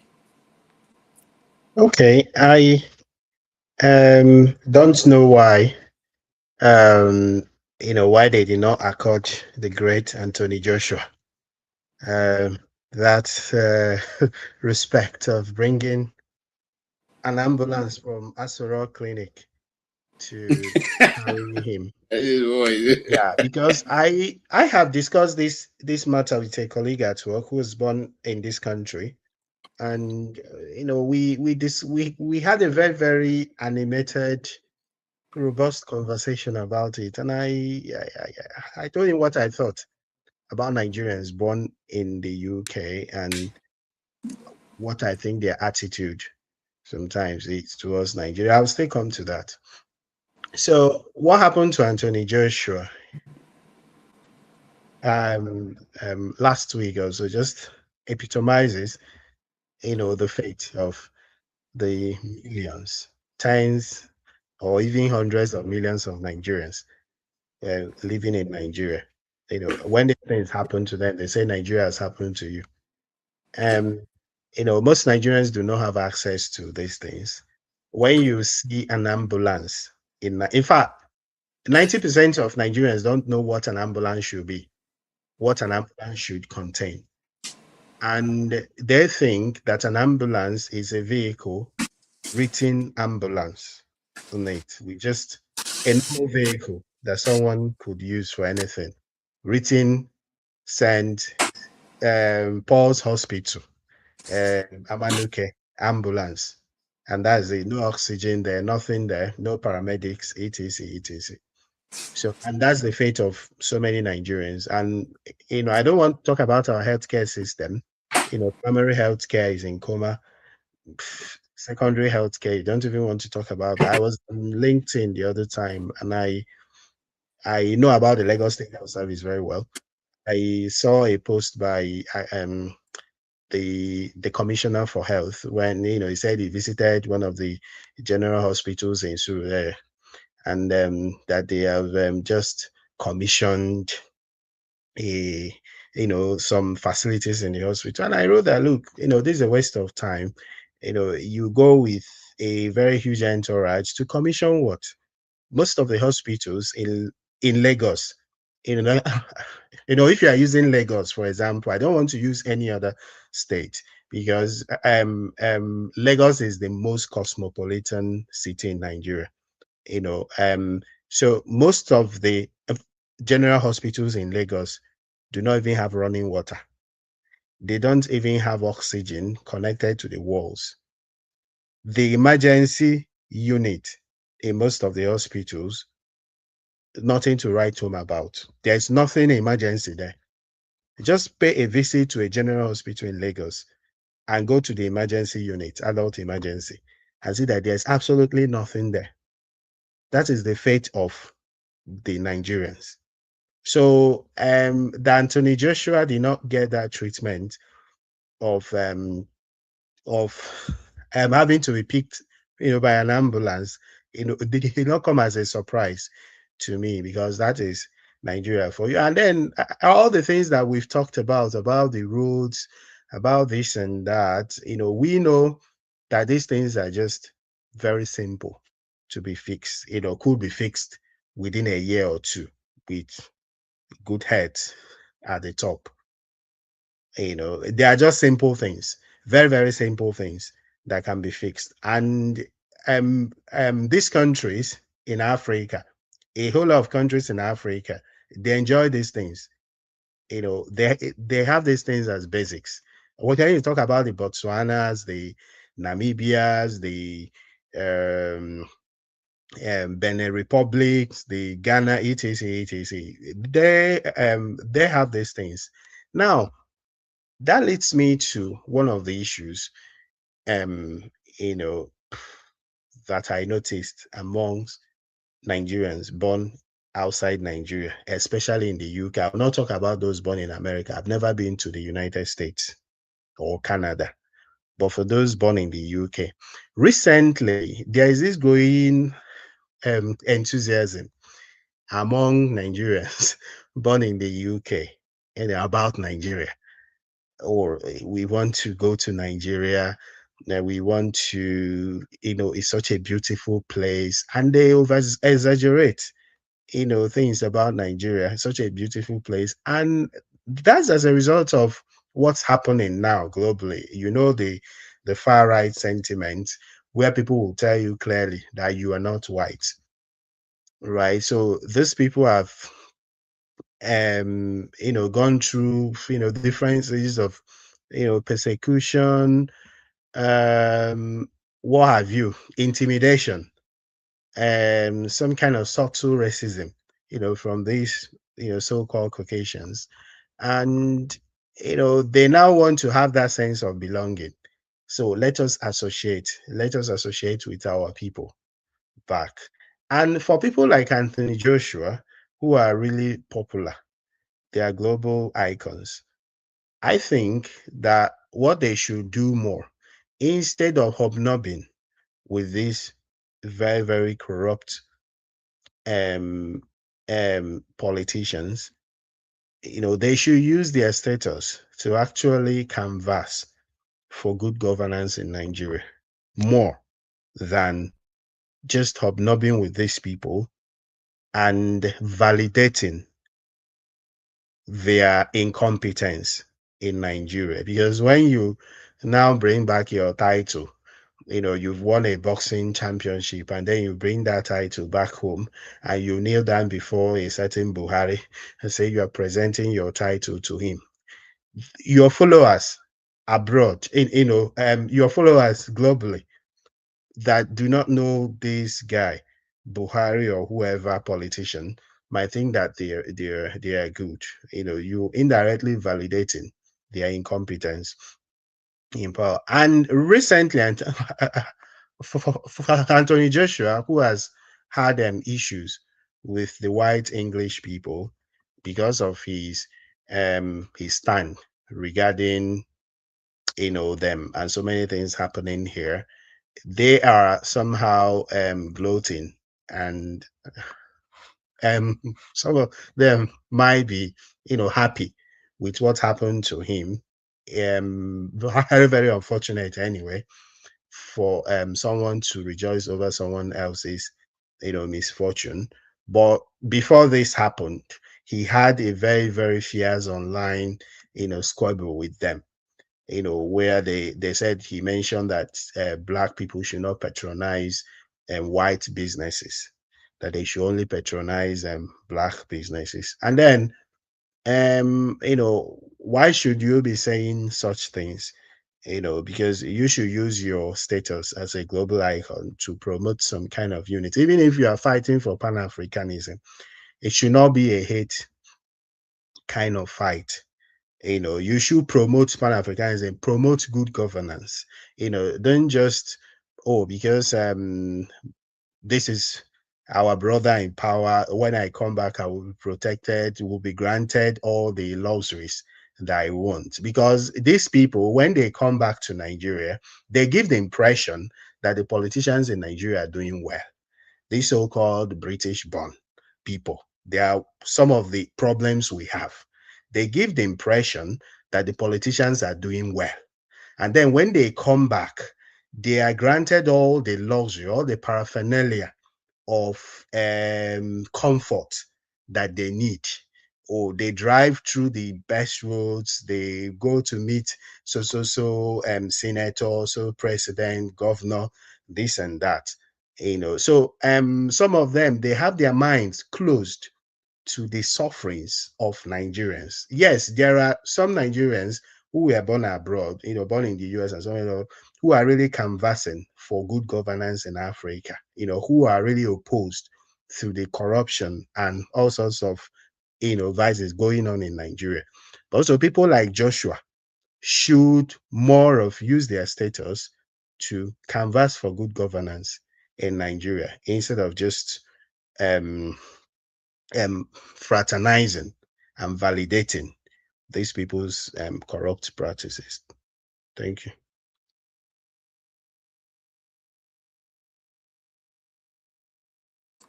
Right. Thank you so much. I really enjoyed what your contribution. You said, quite a major things. Some of us, when we go, we give validation to the corrupt system that is there because it gives us some coverage. And it's only in Nigeria I know that if I'm a friend of the governor of Kogi State, I'm just using that as an example. When I go to Kogi State, I will stay in the government lodge and eat government food. And so I can equally put a signboard. This is the friend of the governor. Becomes an office. So this will continue to, I don't know about Joshua if he did that or if he was doing that because he also was very close to government when Buhari was in government and he visited many times and got VIP treatment. But here is electricity. Who does not think that, because Joshua is an icon, there are other Nigerians who have suffered this fate for so long, and nobody has as well told them, sorry for your loss. The question is, I was trying to get the picture of the event. The lorry that they actually ran into was not stationed at the middle of the road.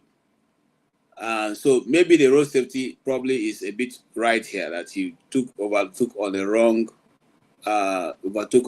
distance and then ran, saw that lorry too late. And then again, when you drive on the left-hand steering, and your right-hand steering, and when you come to Nigeria and you're driving on the right-hand steering, I don't know if the driver is the one that came with them from England or it was a local driver. If it's a local driver, he should have known how to maneuver that thing. And I don't know why they will allow this. A local driver. He was a local driver at KJ. Okay, so as a local driver, why is it that he wants to? What it's like I said, just like Tony also alluded, when they are driving, depending on the time they are traveling, sometimes you want to make sure that your people are safe and you yourself you are safe. So you get to a place where it doesn't look like it's too safe. You match your distance. And my own experience. I said earlier, if not because I was driving a very comfortable and strong vehicle. When I got to because I noticed that I had one. I entered a very big pothole, but because of the strength of that vehicle, the only thing I had was just like a small pothole. But when I got to where I was going, the next morning I went to look at my rim. The alloy rim had bent.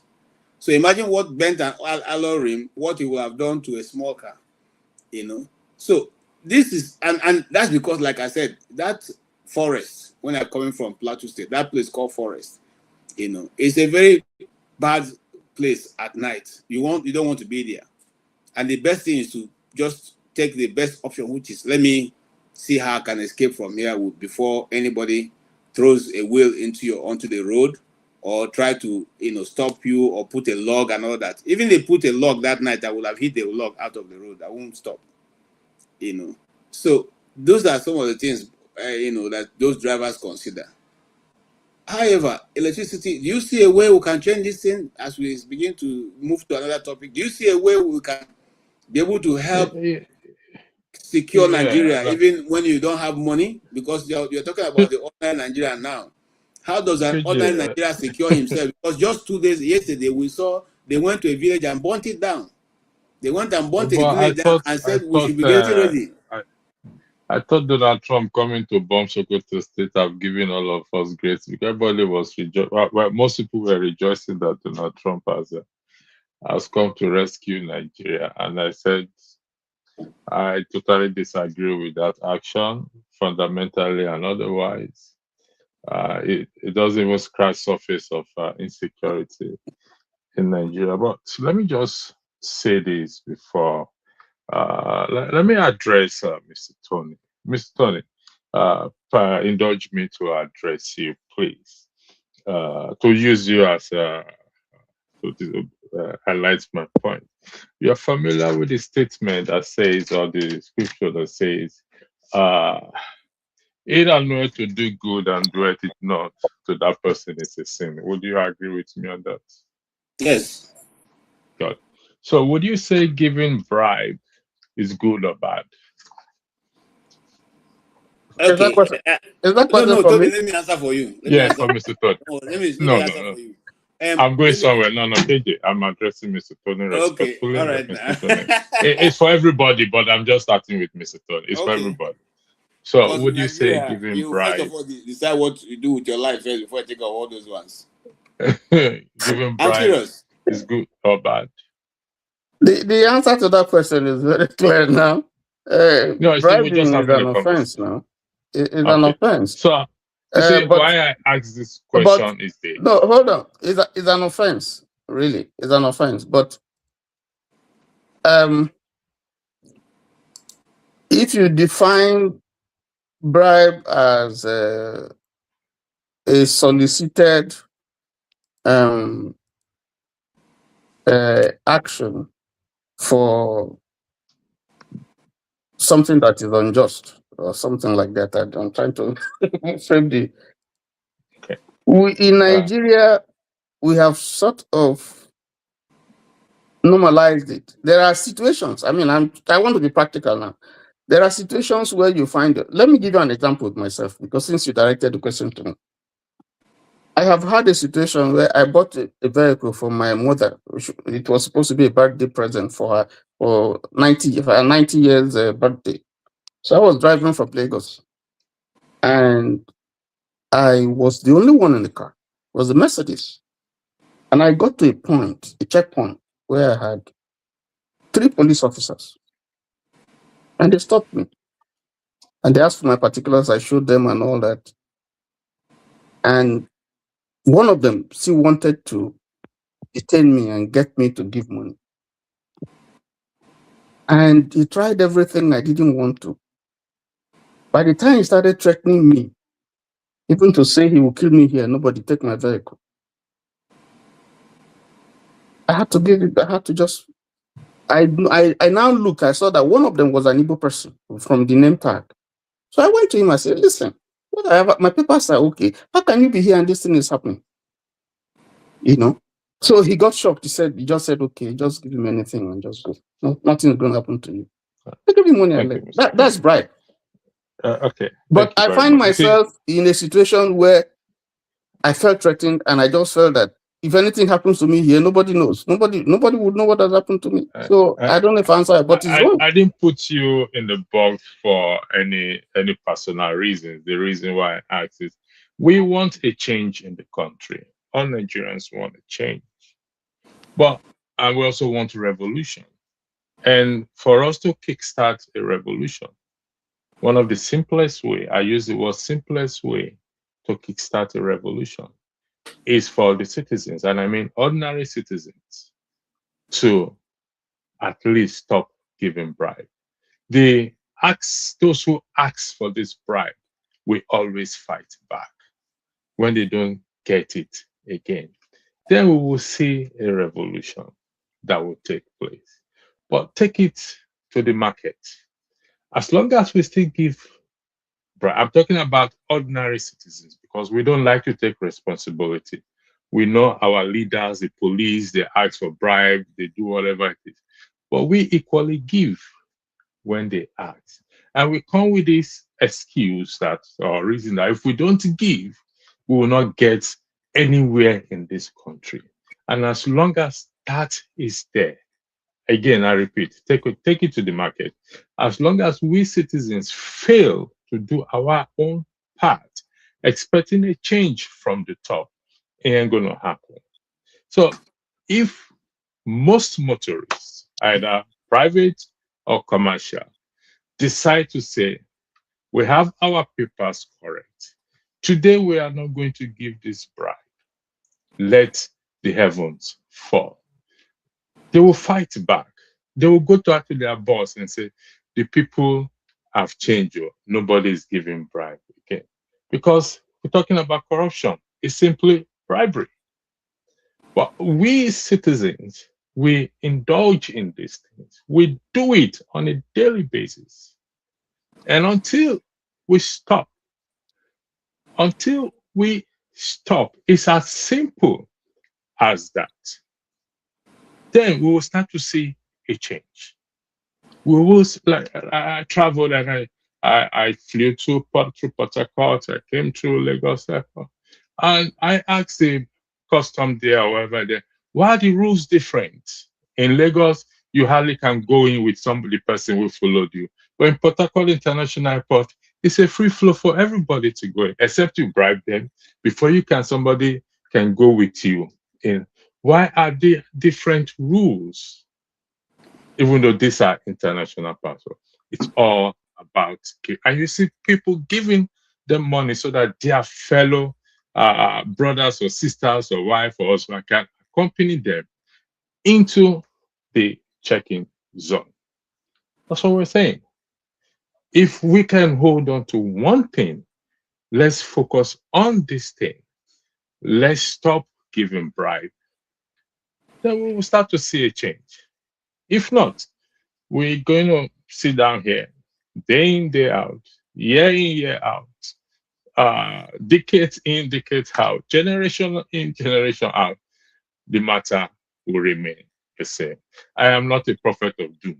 I am just saying what I'm telling us until we citizens, like what forefather said, does this people have conscience, or the blood of these people is only? No, the blood of these people is as a result of our inaction. In Swiss, almost 40 people have died so far because of fireworks. If you follow the news, accident can happen anywhere. But they are able to take account of everybody who died, trying to investigate what happened, how they will try to prevent it. Accidents can happen. 99% of accidents in Nigeria are preventable. It's not witchcraft, please. I'm not saying witchcraft don't exist. 99.9% of accidents in Nigeria or deaths in Nigeria are preventable. So if we can stop, I'm not talking about our leaders now, because they came from us. They didn't fall from the sky. They came from us. So if I continue to give bribe, for example, and I refuse to stop, and I get to the position of leadership, will I stop? The answer is no, I ain't going to stop. Because I did not stop where I was supposed to stop. I give 100 naira, 200 naira. When I get to Tinubu's position, I'll be giving billions and millions. It's the same thing. It's the same principle. It's bribery. Okay. And until we come to that point, again, I repeat, I'm not a prophet of doom. We'll be going in that circle. We'll come back here in 10 years' time. We'll be saying the same thing. Thank you for having me, KJ. Have a lovely day. Thank you. It's good to see you, Mr. Electricity. Just before you run off, is there any possibility that electricity will soon come to Nigeria in the next few years? No. Okay. But I think the government should. I don't know that the government would do it. We should, even though it's being explored now, this solar system, which is very, very good because I have it.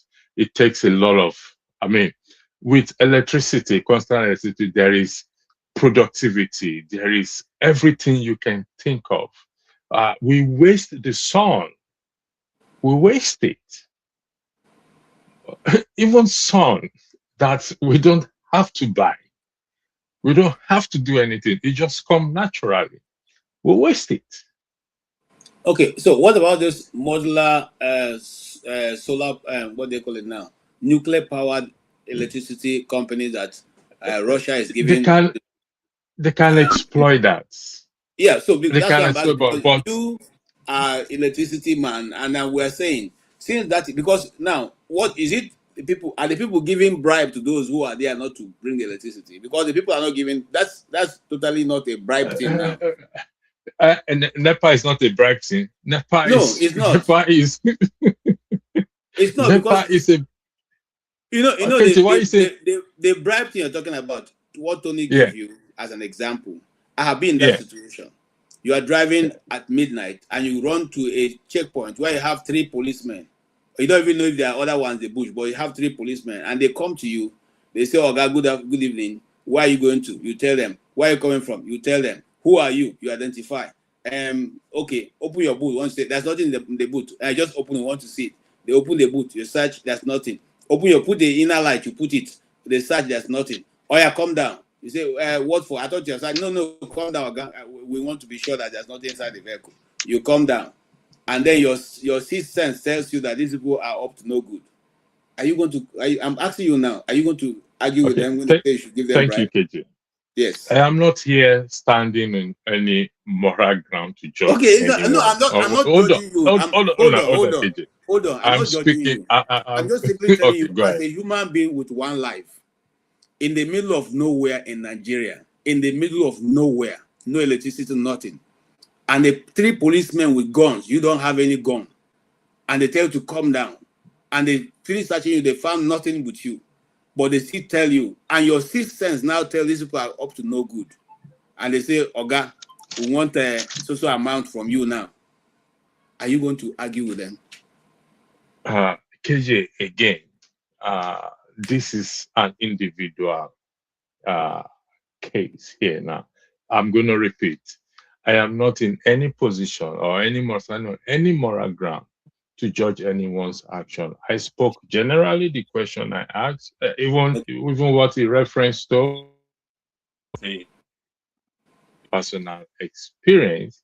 But what I am saying is, if we as citizens, our day-to-day life, stop giving bribes,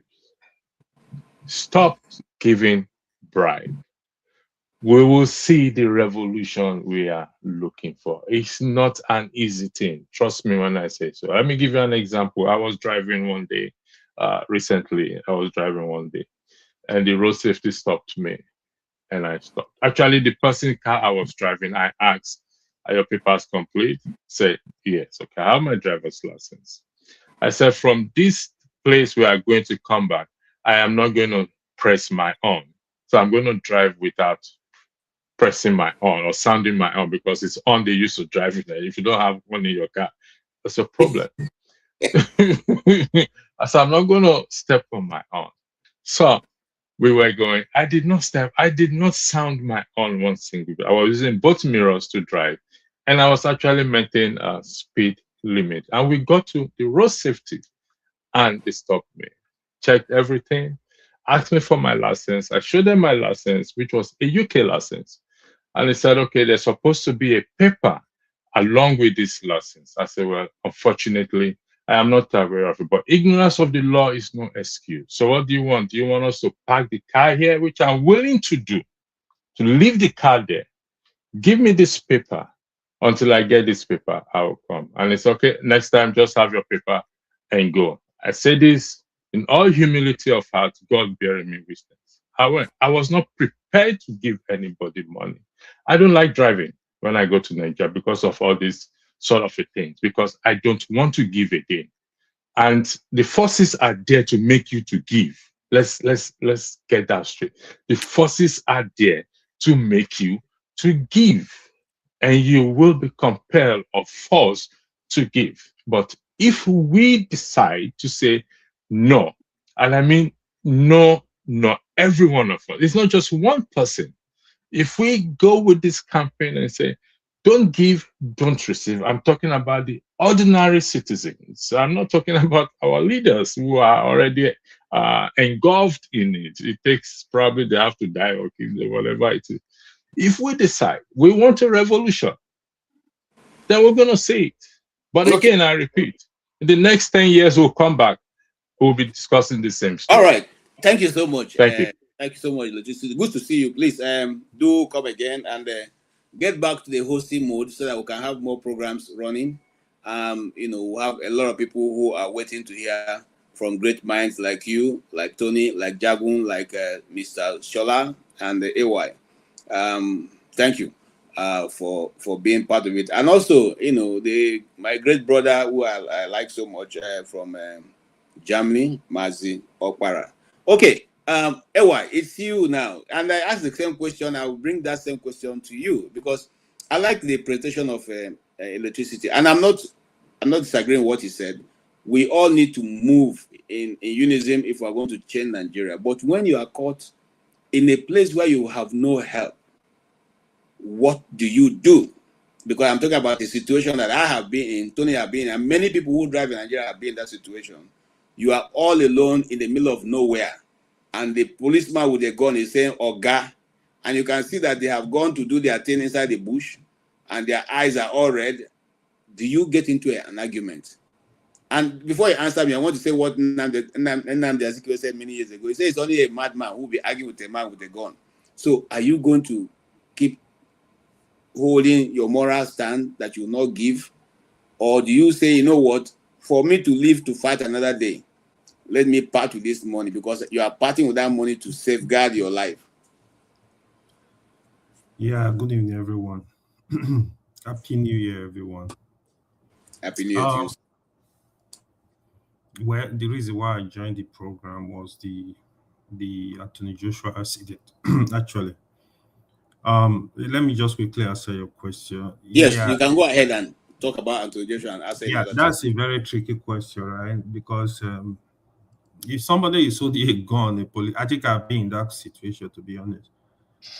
You have to, because this Nigeria police, even the military now, they are not well trained. They can kill you for nothing. I think you have to learn to work with them. Work with them in the sense that you have, don't argue with them. Don't argue with a crazy man with a gun, because nobody know what they can do. The issue of Attorney Joshua, a lot of discussion so far, actually, a very good commentary. But when I returned from Nigeria recently, I think Mr. Tony will bear me witness. One of my biggest complaints was Nigerian Roads. I kept complaining about Nigerian Roads. So we had discussion session here with Mr. Tony Fofather and others. I know Mr. Tony was really complaining about the Southeastern roads. I said to him, it's all over Nigeria. The roads are not motorable. That's the one big item I really noticed in Nigeria last time I traveled to Nigeria. They are very bad. I know of a road that's supposed to be like, let's say the roads were good 3 hours. People are using up to 10, 15 hours to drive on that road to get to their destination. This is a federal government road. All over the country, when the issue of the Calabar Coastal Highway started, which actually is not a bad project, I also consider it an elephant project. It's not following due process. I don't think that should be our priority. Our priority would have been fix the bad roads, the federal roads all over the country. If it's possible to do both concurrently, that is okay. I don't have issue with the coastal highway. It's also going to be very helpful in the future. But what is more important is our roads. Our roads are really, really bad. When I mean bad, they are very bad. So that aside, the Attorney Joshua issue, looking at WhatsApp, reading what's going on the social media, looking at the picture of the damaged car they are using, that car is a bulletproof, the SUV. It is a bulletproof car. When you see the damage, you will know that you don't need anybody to tell you they were moving at a very high speed. I heard Mazi Okbara say in Germany, you just get on the road. No, we should have speed limits. There is reason there are speed limits on the road. It's to protect you as a passenger. It's part of it. It's not only for the government. And protect the users of the road. That driver, I think, of course, he needs to be arrested. It needs to be questioned. Any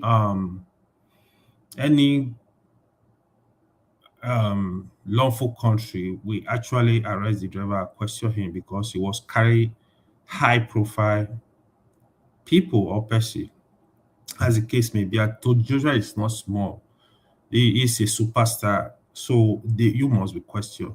It's just the right thing to do because they have to investigate him. What happened? You can never know, right? So it's just the right thing to do. I heard somebody was talking about the issue of the corruption of this whole system. As trigger police collective bribe, road safety collective bribe, everybody, yellow fever, green fever, everybody collective bribe. That is a very sad one. It says that they are not arresting people. Let's say, for example, you're on speed, like somebody alluded here. They will just wait for you to make mistake, then they collect money. That is a fundamental problem. It's not only the police evil. For example, even the EFCC, they will tell you they are arresting Yahoo boys. They are not arresting Yahoo boys to serve as deterrent for others not to commit fraud. They just arrest Yahoo boys to collect money. Same as police. You run red light, if they stop you, they are not going to punish you. They just want to collect money. That's also a big problem. So that's where we agreed with electricity when he said we need revolution. Nigeria need revolution. I don't think these things are too difficult. I think with the right leadership in place, I think we'll be able to have some result. Not only that, when they are discussing the state police, they should also give state power to control their traffic and anything related to motor vehicle licensing and all that. Let each state be independent in such a way that state can even generate money from this type of madness. But in doing that, let them fix the road first. If I put speed limit, if you like put camera, you will see out of the 36 states, you will see one or two that will really come up and invest in infrastructure, to make sure that driver don't drive the way they like. So even that driver thing should be tested. If he was drunk, if he was on drugs, they should test him. I strongly believe it was on a very high speed. This thing happened. Why I said this thing happened, I know a lot of people are also blaming Nigeria. Oh, it's the Nigeria issue. Yeah, partly you can't rule that out. But they happened. There was a Liverpool player that died last year around July, Diego Jota, with his brother. He was driving on Ferrari, I think, in Spain. He had the accident. Both of them died. They are 28, 25. So this kind of incident happened. But electricity also stated 90-something%, 99% of accidents that happen in Nigeria, they are preventable. So this is one thing we need to do. So we cannot rule them out completely. Even when this incident happen, you have to investigate what happened so that you'll be able to correct future occurrence. So if you also go into that the truck that was parked on the roadside, sometimes you can also avoid it. Even in America, they park truck on the roadside. But was there an hazard sign that, oh, there is a truck parked here? At least, was there anything like that? So these are questions that needs to be asked. But again, you might be surprised nobody is gonna go in for it. So you will just discuss the case, everything we just. But we need to do more. Even the area of what is it called? Emergency service. What are we doing around that? I've seen accidents in a lot of states where they don't even have ambulance to take the people to the hospital. Like, yeah, we are third world country, fine, but we can still do better. In foreign country, you can easily see a helicopter fly to lift the victim to hospital and places where they get quick treatment. So these are all issues we need to really, really look at. I know in general, when people say Nigeria need revolution, that is where our mind should go. not revolution or taking gun and buy people, but mind revolution. Yeah, when electricity said we should stop bribery, I will support that. I know somebody will say, how do you stop 200 million people from giving bribe? If we are serious, we can do it. We can do it because bribery is one thing that really, really destroyed the country. I feel with the right leadership, I'm still hopeful about Nigeria. Things can change very quickly. We just need the right leadership. We need very good, like independent judiciary that will help the poor man, that will help the common man on the street. You know, in that way, you will see our law will just start working. This big All manism, right. this a pass my neighbor will stop. So that's the way I see it. Yeah. Thank you. Okay, Ewa, thank you so much. The last statement was making me laugh. I passed my neighbor mentality. Yeah. Pass my neighbor Um, mentality. Okay. Thank you so much for your contribution, and I really appreciate what you've said. I don't know if that's a revolution can work in Nigeria, but that's a discussion for another day. Welcome, Mr. Shola, and it's good to see you, sir. I don't know if you have been here before or it's your first time. I've been here before, but I Okay. think Dr. Damages and Dr. Okay. All right. Go ahead and make your contribution. And it's sad that, like when we started, we said, the Nigerian roads have taken away some very great men of Nigerian origin, and it's just the sheer providence of God's mercy that this will have gone the other way, and yet nobody is even making, apart from the official statement. Not much is being said, not much is being done. AY alluded to something. He said, even in America, trucks are on the road. No, but in America, once the truck breaks down, the next 5 minutes, you have a police van with the lights blazing right in behind it. And they will remain there until that vehicle is moved from that place.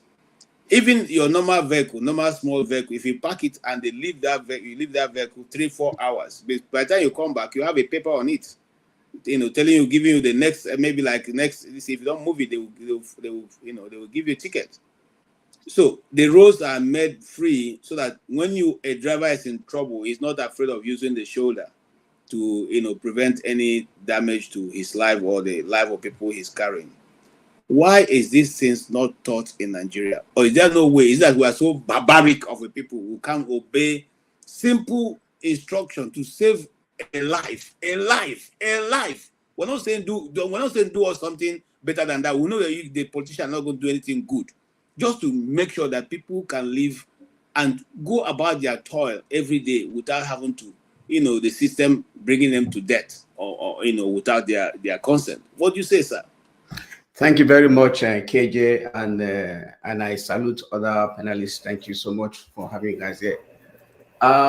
Briefly, before I go to your question, there's a question that Electricity was trying to answer, or trying to give us his own perspective, which I want to talk about.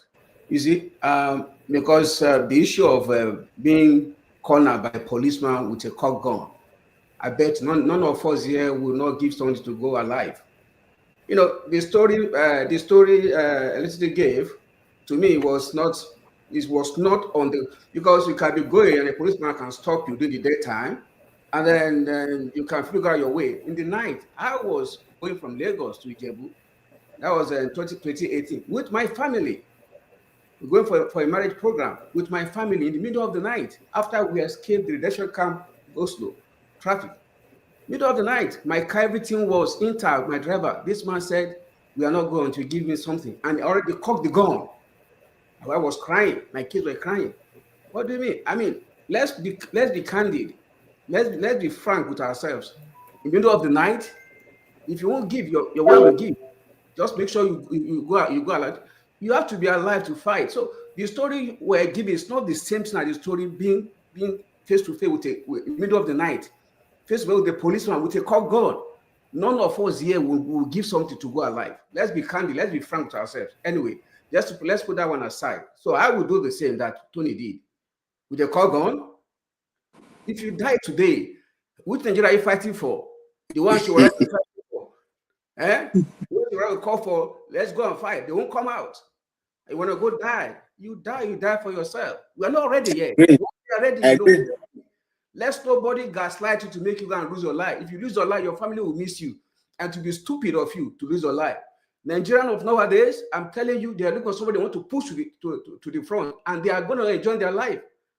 Showore is there, coming from America. They are not believing him. He's been there, going up and down. You will call for revolution and they won't come out.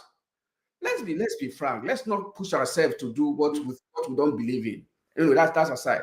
As for Nigeria, is a complete systemic failure.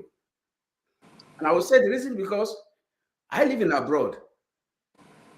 The shoulder of the road is meant for the police, paramedics, firefighters to go and make sure they get to where there's a problem in front. It's not meant for you to park your vehicle. The shoulder of the road is not meant for anybody to move on. It's meant for the authorities, like the policemen. If there's a traffic in the front, maybe there's a crash, anything, for them to move, firefighter order to move and get there. But people are parking there and they were justifying it. You see, what happened to Anthony Joshua is what has been happening in Nigeria over the years. I've lost people on that road just because the fact that there is nothing working. There is no any emergency number to call. If they call, they won't answer you. They won't come. And you see people are coming around to help in their own way. People coming, which is an embarrassment to all. Let's not begin to paint Nigeria good. It's bad. It's a shame to all of us. That's great as the thing we are. As great as we have, that's a crash. That's a fatal, that's a tragic accident. And nobody, and then they say they call police. They won't come. They're just trying to save face. And the people, the street boys came around, they were dragging, and that's another danger. That's very dangerous. They don't know. They are just what they think they know, which is dangerous. So what we need to do, the government has failed, completely failed, and it's not now, it's just getting worse. The reason why we are knowing now is because the social media is bringing it out for everybody to see. It's been going on for years. Now, what do we do now? Number one, government need to rise up. Both all the levels of government, the federal government, the state government, and the local, they need to rise up and do what? And do their work. Those days, people get license. There are people who get driver license. They don't know how to drive. They don't even know the signs. They don't know when they say limit speed. I'm not even sure if there is signs where you have to say this is the speed limit. I've never seen speed limit on Lagos by the expressway. I've never seen one. Maybe if you've seen it, you can let me know. Speed limit, I don't see any sign on that road. They don't even know speed limit. They just run anyhow they run. They don't care. So the signs are there. I'm not sure they're teaching them. People get their driver license anyhow. So these are people that drive all around the whole places. You can sit in your room and get driver license in Nigeria. Anything goes. And then we talk about the situation of the vehicle. We don't even know. If Nigerians are serious, they don't even know. They say speed. How did they measure the speed? How did they know it was speed? Speed is a factor. How did they know? Here, they can measure your speed as they are coming, and they will show it to you. In fact, you will see it coming to your mail, and with your ticket. They just keep giving us all kind of guesses in this generation. And that's what you call driving under influence. Can they measure that? No. We have a long way to go. We've not started. It's a systemic failure. And somebody is asking me that we should paint Nigeria well. Paint what well? If this one will make them to wake up, which I don't believe they wake up because they've been docile for years. I don't believe in them. I'm sorry to say that. If this one wake them up, we will clap for them. But what is happening now is a systemic failure, and it's a chronic systemic failure. And we're not going to support that. Okay. Yeah. So what I think we should do at all levels of government, everybody must come on board, and all of them must come on board. The populace, and then they need to educate the people too. Emergency service is not there. They're not paying salaries. Thank you so much.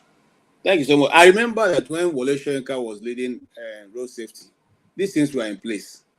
There was ambulance. There were people standing on the way. If when it's December time, you see all the express roads, roads in federal roads, so to say, and even local ones, you see the men of the road safety in full regalia, 247. They are 247, taking care of any emergency that comes. But today, I don't know, are we really moving forward or backward? And I think that question should go to Jagun, who knows that area very well. Jagun, why is it that a whole Ibadan Express Road, there is no ambulance that will be able to cater to whatever the situation is on the road? Thank you, KJ, for your question. I greet everybody on the panel and those watching and listening. A happy new year, is it? I don't know. I really don't know.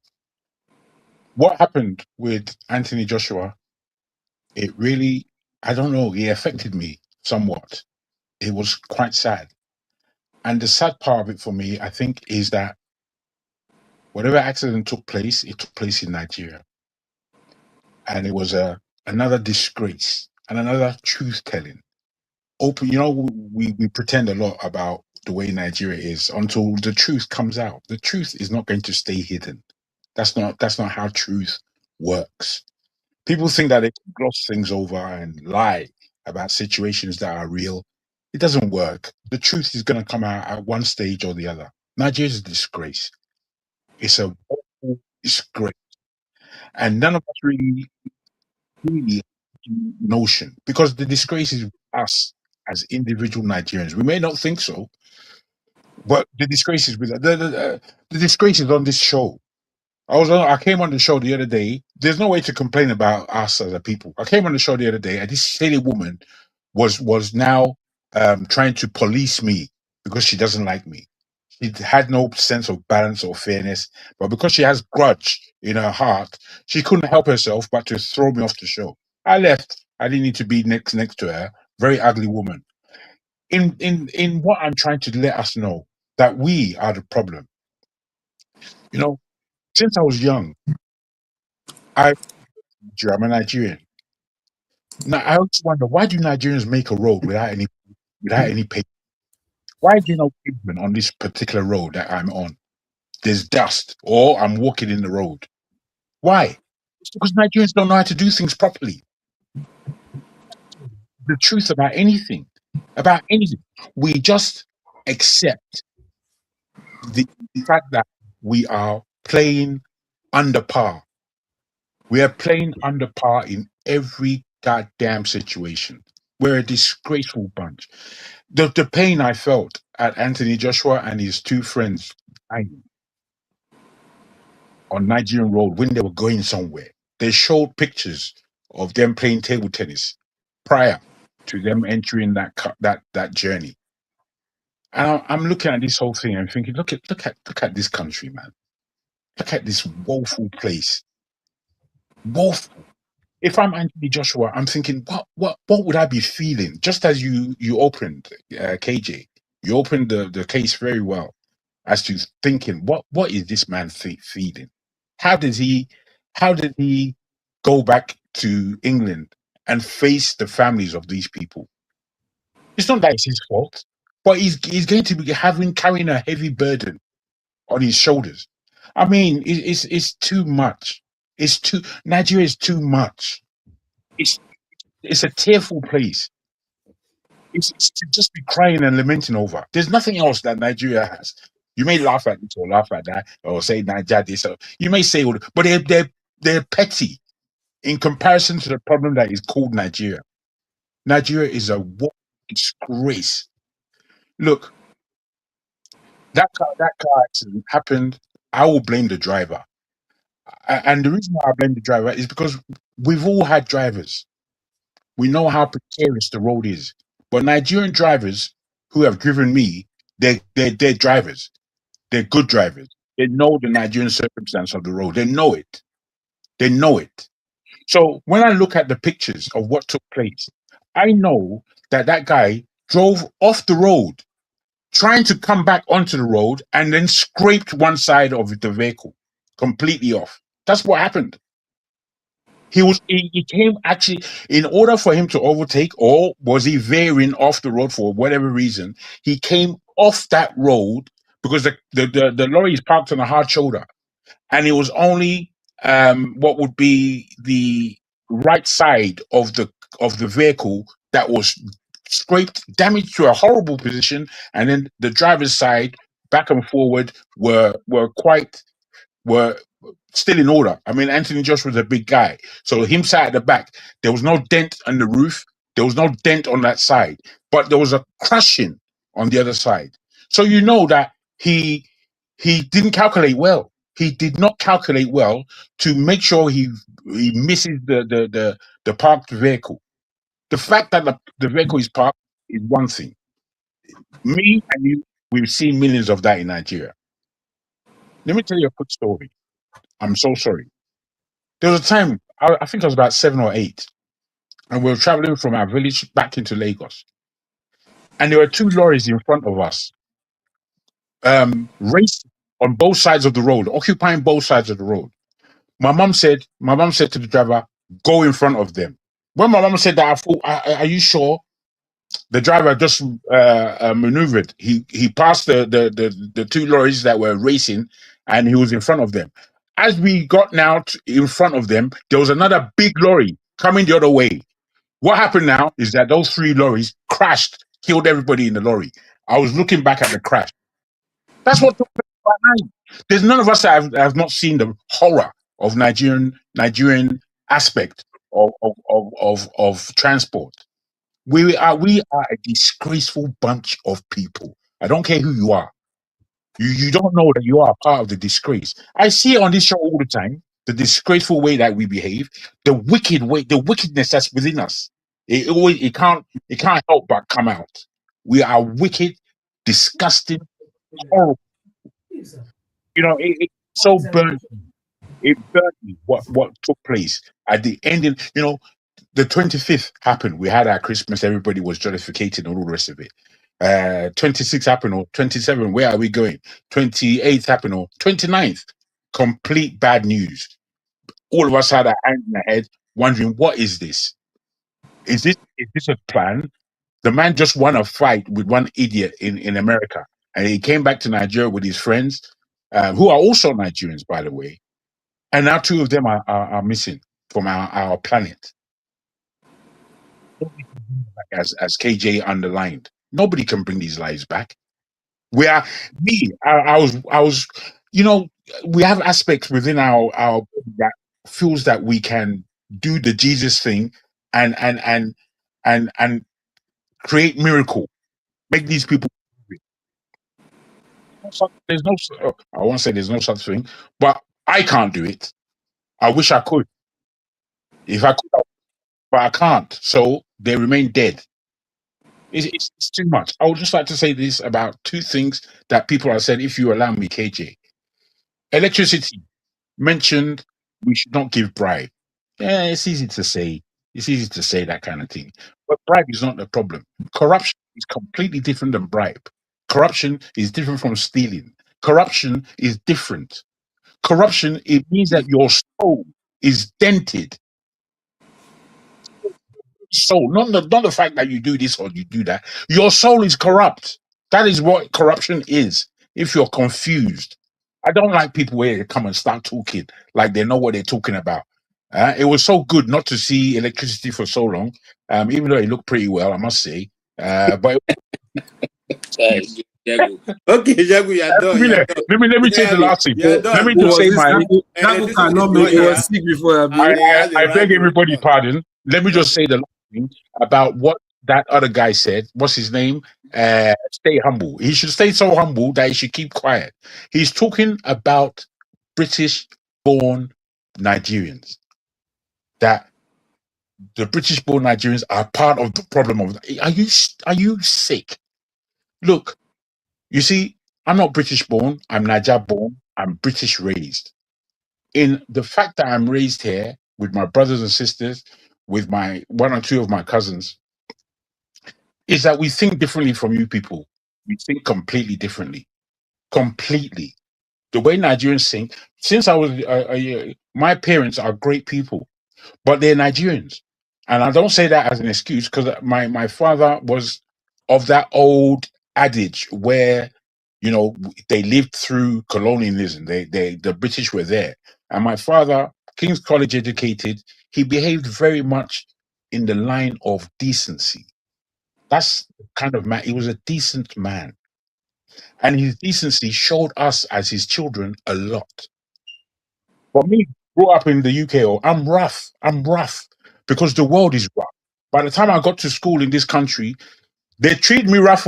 So me, I'm not playing with you people. I'm not here to. Okay. Jaguar, Wait. Let me just say this. All I'm saying, I would just like to end on this note. okay, please do it. Most British-born thinkers, they fall into two categories. They either love Nigeria because their parents are Nigerian and they want to belong, or they dislike Nigeria completely. And their dislike is based on the fact that it's as though you're not seeing what I'm seeing, because what I'm seeing is terrible, it's crap, it doesn't belong. So they hate Nigeria. Those are the two categories. But both categories know what is what. They know what they're looking at. They know what they're looking at. The only thing is, somebody like Anthony Joshua, who would offer his belt to Buhari at the time, symbolically, that is because he wants to be polite. He wants to fit in. He wants to have respect. All these issues that Nigerian people love. But me, I am not like that. Respect is earned. It's earned. And I've always told my parents that, my uncles that, it's earned. It doesn't just belong to you. Are you out of your mind because you're old? That's why I should give. I'll give it Okay. anyway. Jagu, I Anyway, thank you. You have lightened up the whole space. So whether anybody likes it or not, you have brought a different aspect of what I've been discussing, and I appreciate that. And that's your view, and it's respected also. thank you. Here we have Sister Ife Chisom. Yes, it's your time to welcome back. Welcome. Happy New Year to you. Happy New Year to that's what Godson. Happy New Year to Dr. Adam. All right, Ife, tell us what do you see, and you have heard all the shades of the colors. Where do you belong?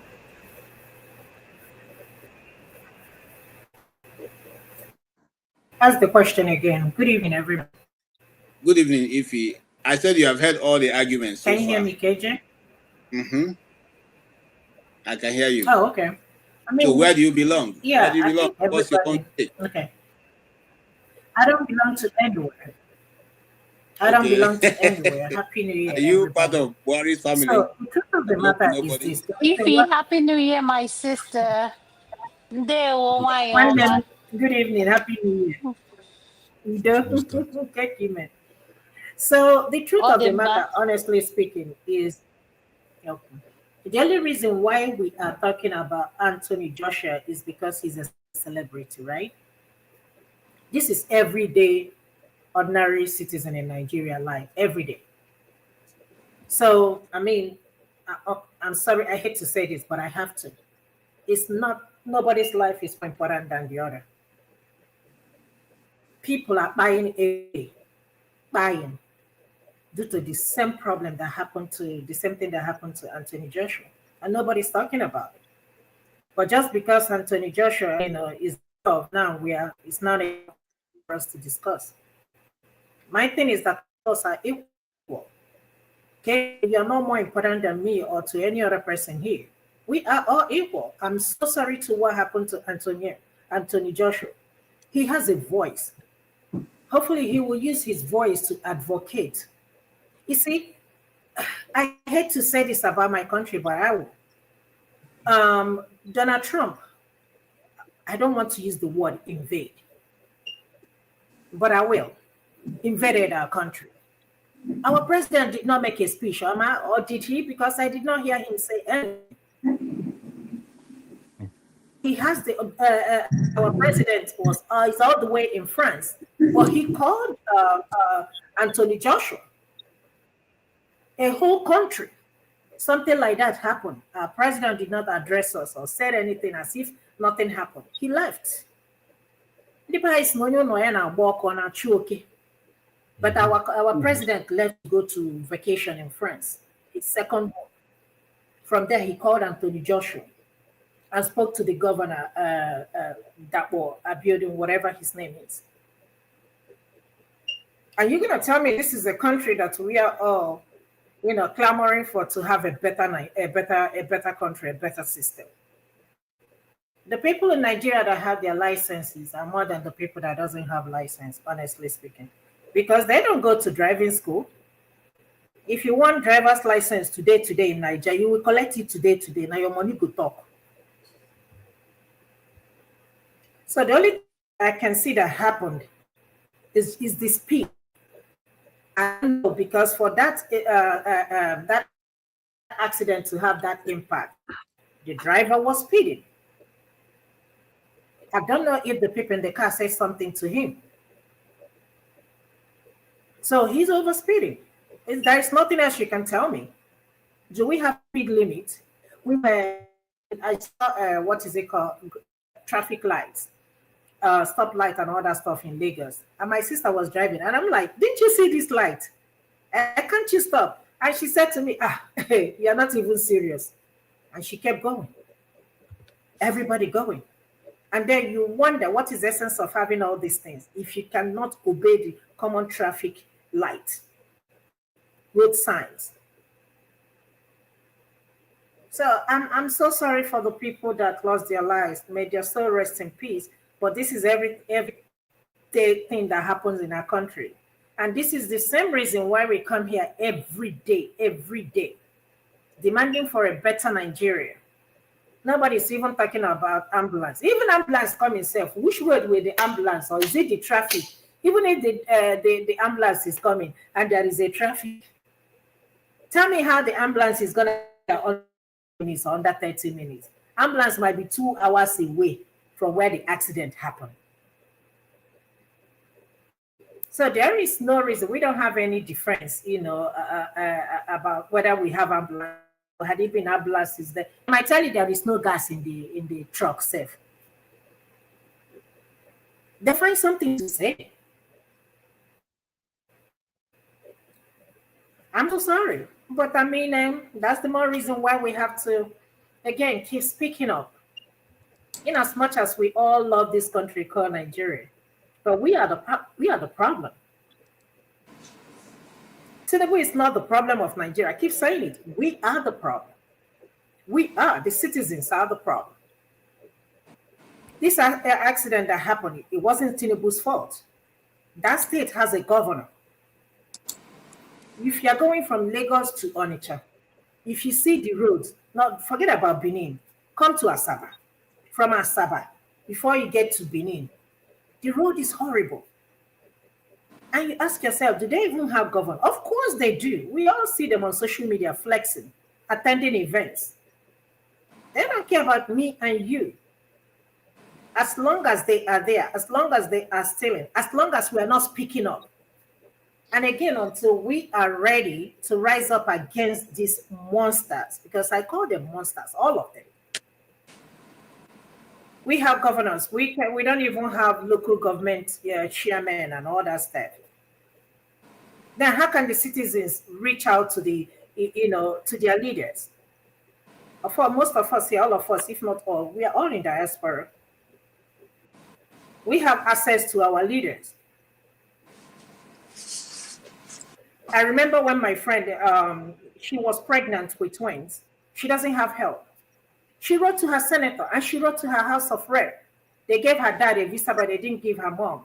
She said, I don't really need my dad. I need my mom more than my dad. Guess what? He did it. Would you do that in Nigeria? Do you even know who your senator is? Where all of them are running to go to get health care, because all of them, they are all sick.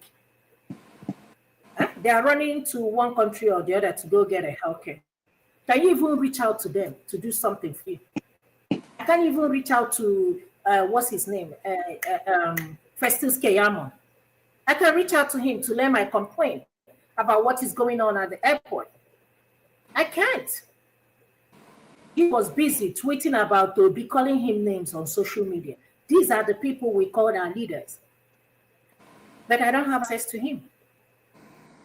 So, I mean, this is everyday thing. I don't know why, people, or is it because somebody died? We won't talk about it. We just All right. and we keep moving as if nothing happened. All right. For Anthony, like my brother said, Jagun, how is he going to go back to England without his friends? And what's he going to tell his family? Thank you so much, Ibi. And that's why we are here talking about it. I try to put myself in Anthony Joshua's shoes. It brings tears to my eyes. These are not just his working partners. They have become friends. It's like when you work in a theater production for a long time, every actor becomes your brother, your sister. You all just, you just mingle as one. You go to each other's, when they're in their house, you don't feel they're outside. So that's how they become. They bonded, and those guys have his story of success cannot be told without mentioning those two guys, because they have helped him to build that career. Why are we talking about him? Because we are trying to use him as a catalyst to raise the issues that ordinary Nigerians are going, who may not necessarily carry the cloud that he's carrying. Whether we like it or not, he's an international figure that can be identified in any way, part of the world that he shows himself up. And because of that, we are using this as a yardstick to discuss what is going on in our dear country, where the ordinary Nigerian who knows nobody, has nobody to speak for him, lose their life on daily basis for things, just like Jabu says, things that can be preventable, things that other nations don't suffer. When you hear of an accident, in fact, in America, before you see record death on the road, it's difficult, because they've made it almost impossible for your car to crash in such a way that you will not survive. And within the space of time, that road is cordoned off, and ambulances are everywhere, and everything is done to save you, to stabilize you, and then go ahead to go. But I'm not saying that people don't die. I'm simply saying that they fight to make sure that life is preserved, and that's what we must carry, and that's what we are trying to get the authority to realize, that nobody can. You see, this life. Anyway, let me leave it. I'm sure that diaspora voting will have a different way of seeing it. So you and Dan Azaya, comment section. But you and KJ Muna take that. I don't know what are they find me for this new year. Anyways, glad to see everybody again, man. Happy New Year to you, sir. Man. Happy New Year to you, my brother. It's you. This last December, man, damn, the number of people that just went off with the year is really devastating, man. For me, I lost some few persons, Luckily, are you also glad to see me? That's good. Sorry? You're also glad to see me? You can't come out of his cap. You can't get like two people here. I'm not gonna understand. You can't get his cap. You always wear his cap. You hear come like two people. I don't understand. Yeah, I can say thank you, everybody. Welcome anyway. You see, for this Joshua incident, it can be a wake-up call for other worse scenarios where we have bad roads, emergency response and all that. But trying to stick on this matter of AJ, so sad for him, man, because for me, I don't know how he can come back from what just happened. I don't think it's possible. Because if you want, because I think he's made an announcement that he's resigned, right? He's retired from Boston. Like, no point. It paid me sharp because I wanted to see the fight between him and Tyson Fury. That was the fight I wanted to see. But he's putting out a statement that he's retired from Boston, like, man, that is heartbreaking, But no, we move. No, statement is fake. It's AI. It's not from him. No, not that TikTok, not the TikTok own. I mean statement, not the TikTok. TikTok videos AI. Okay. And not TikTok videos AI. But like, we move because we've lost blood relatives that are even closer than AJ. So at least we've been there, we're back. So AJ was just one of these. So fortunate that we love him, but talking about this issue, I've seen people in US, as in British, Nigerian, American, Nigerian, blaming Nigerian system for what happens to AJ. To me, it's pathetic, but sorry to say, nothing Nigerian happened in that road. Everything Nigerian, everything, and what happened in that road can happen anywhere in the world. Can happen anywhere in the world. because where the trailer was parked is hard shoulder. There's hard shoulder layover trucks everywhere in the world. Yeah. And that road is a smooth, flat, very good road, wide with 3 lanes, and the lanes are marked. Everybody knows their lane, their position. So you will not veer from your lane to another lane. It's marked white. Go and check that road again. You understand? It's marked wide. And where the truck was parked was hard shoulder. You understand? Yeah, if he was there or not, you never can tell if his truck was bad. And if he has called for tow truck to come at that second. I know in Nigeria, other places, they will leave truck for 1 day, 2 days, 3 days, 4 days. Yes, it happens. They will come and repair it there. I know it happens. In other places, yeah. But in that spot, you don't know if he left that truck there waiting for emergency. And I also discovered that there's a soya bean processing plant very close to where he is. So where he's parked, I think about less than 200 meters, he would divert to that plant where they process the soya beans, whatever. So why he parked there, I don't know. If there was maybe over whatever in the plant, he decided to park along the road, waiting for his turn so he can go inside the compound, whatever. I don't know. But like I said, hard shoulders, people park in hard shoulders, whatever. Then that lane is 3 lane. Yeah. For a driver, I know Nigerian, the way they behave. When they're carrying VIP, everybody wants to protect their job. They want to be in their best behavior. They always, I know the and we have reckless drivers, especially commercial transport drivers. They are reckless. I know that. Some private, but in this case, the vehicle does not belong to the driver. There are people who buy this vehicle very expensive and they give it to only VIPs for whatever they want to do because they trust they will pay. You understand, for very expensive amounts. Yeah, the glass is tinted or whatever. And don't forget that car also, the SUV Lexus also has escorts with a police blaring light, whatever, behind them. And the glass were tinted. So average Nigerian man, Obaba, this is not politician, this is not VIP, this is not colonel, this is not army man, he get level. So no vehicle will try to do rubbish where they did. You understand? Because of what they believe, perceive about that vehicle. Now, if the driver, the only logical reason to me is all of them maybe fatigue, whatever, they were all sleeping, and the driver himself fell asleep, maybe because of AC or whatever. I don't think the driver will there because the logistics company who is handling the vehicle, giving whatever to VIP, they will not be so stupid to give a driver who is drunk that can sleep on the steering. So I don't know whatever that might be. And saying that, oh, there's no ambulance there. Sometimes I don't wonder how people think with that kind of impact. Put the best hospital in the next 2 meters in that spot. They put 100 ambulance there. If that accident happen, they will still die. Nothing will happen. Nothing will change. No, the ambulance. So if I say, bros, I beg your pardon. I beg your pardon, my brother. The ambulance scenario was not about the deaths. It's about this. No, I'm not talking about. Hey, then you can't mention that now. Exactly. People are saying, hold on now, bros. People are saying, oh, no ambulance. The ambulance should be there. This and that.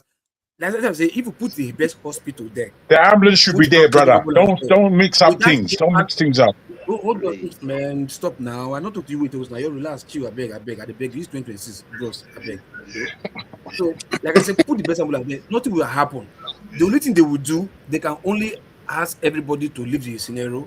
You can't say. AJ from the place so that to avert any further injury.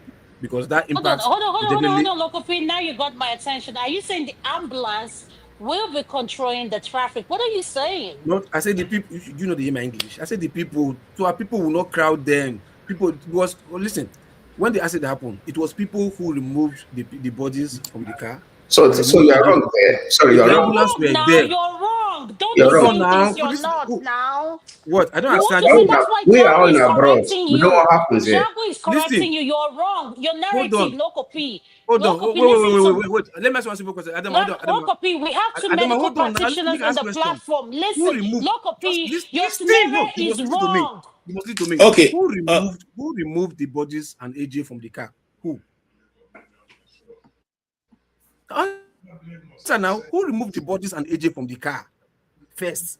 Because road safety officials were there who removed it. But like I said, the indigenes surrounding the vehicle were the ones that removed the body, put it on the floor for the car, and road safety came and they all gathered with security army, whatever. They now removed AJ from the car because AJ was stuck in the car. I don't know how they removed him. Okay, is that right?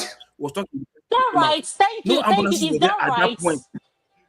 Okay, if you guys allow him, he will be able to explain. Then we can. I don't know why all of they think at times. Listen, just But quiet and listen. listen, Mr. Don't tell KJ, me we that is cannot right or not. allow I'm painting misinformation a scenario. to take I said, over. No, even your if you just scenario is listen not now, making sense. it's not instead of Okay, business. Keep your No, Dr. let Lama, Lokopi your finish. It pocket. doesn't matter. Lama, Let please him Keep might let not him make talk. sense in your pocket. You Please will talk when it please. gets your turn. Keep your pocket. That's What I'm why saying, voting. AJ, is Go simple. ahead. I said if the best hospital was there and ambulances were there, what would have happened will still happen. I understand the issue of ambulances when it comes to other scenario where they might save life or whatever. I'm using AJ's case that in AJ's scenario, ambulance would have barely done nothing to save any life. You understand? Why? The best they would have Are done. you kidding me? Can you listen to yourself? Hold on. Listen to me now. Hold on. Listen. No, you The best they would have done. That's wrong. That's wrong. How can No, you say Mr. ambulance Tony, would have Mr. done Tony, nothing to Mr. save? Tony, you're Mr. making Tony, Even yourself, they, you're they Mr. can contradicting Tony, give Mr. first yourself. Tony, aid. hold on. The report Now, I They have, can they Mr. can Tony, the report I have, they can Leave him to extract land. hold on. people, medically Mr. the Tony, way they should. No, leave him to land. this is Tony, breaking. please. Mr. Tony, the report I have, the first guy, the Yoruba guy, Miss that one on the spot, impact dead. The one behind, I didn't see any video from my investigation. I didn't see any video that he bled to death, that they was waiting for an emergency, he didn't come on time, and he bled to death. No. The report I have that both of them were killed on the spot of impact. That's the report I have. Who confirmed that?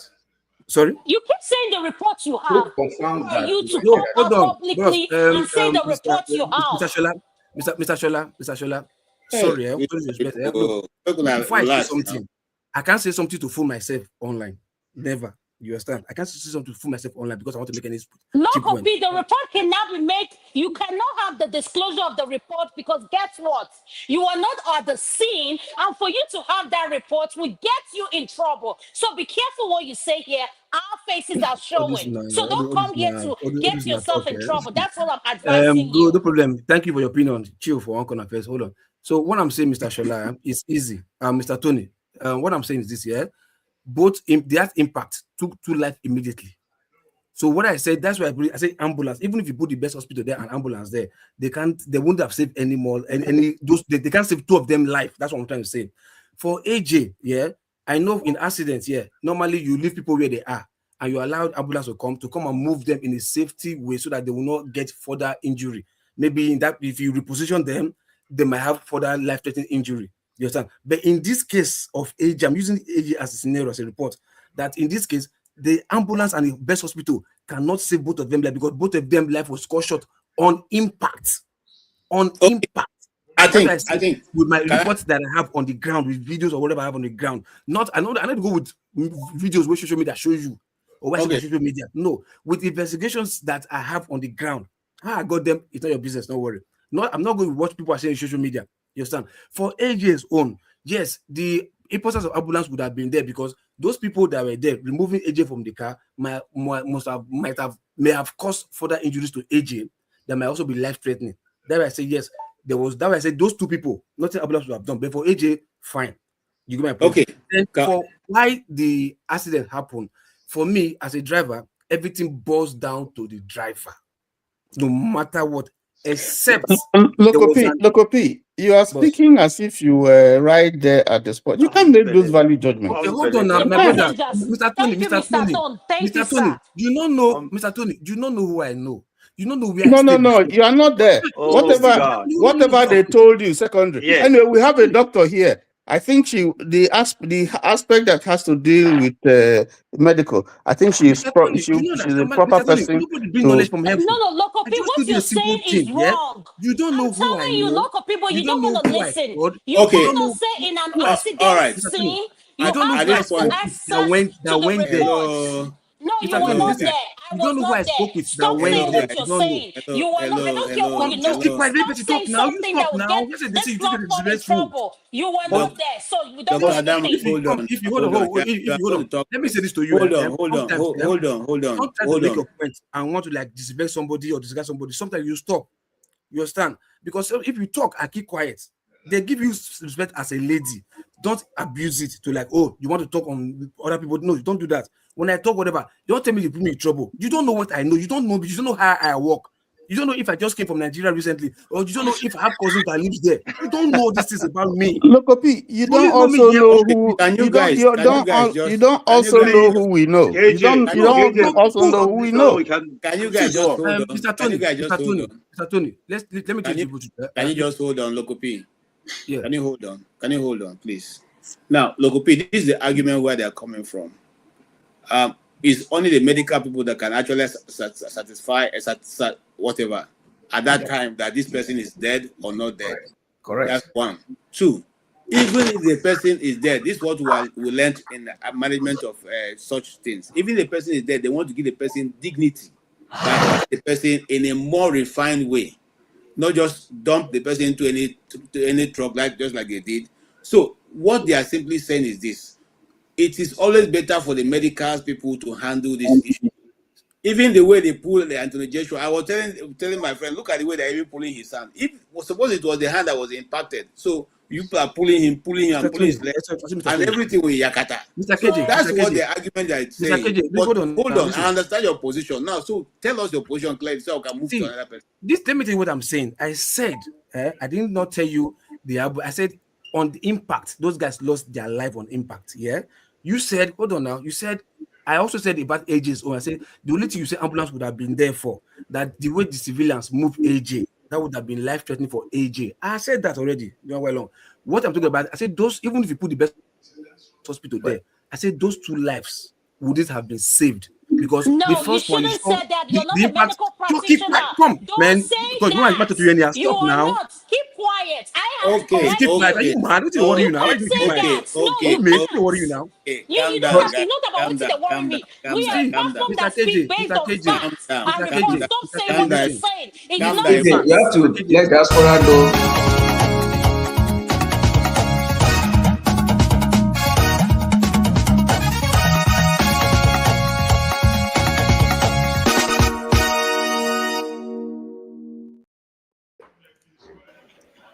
Sorry, Mr. Kelly, sorry for the loudness. Calm down, everybody. Please calm down. I know the verse. No, I know the. You know me now. So calm down now, because we can't be talking and you also talking. Then we'll not go hear each other. Calm down. On a very good day. Again. He never reached what they call it, whatever name, Adamaton. He always. So you tell me to stop now. Okay, Come on. Sorry, just relax. Because you're saying things that are not no one talks. Are you a medical practitioner or a doctor? Guys, Dr. Adama, so why would you say that if this thing is there, that those two lives will not make it? Look up, we don't want this China to be flagged.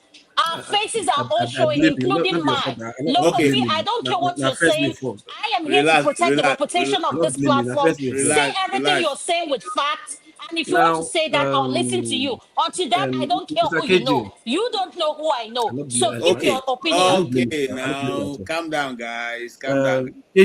KJ, I know I stand where impacts, where smash person head, on the spot of impact, smash person head.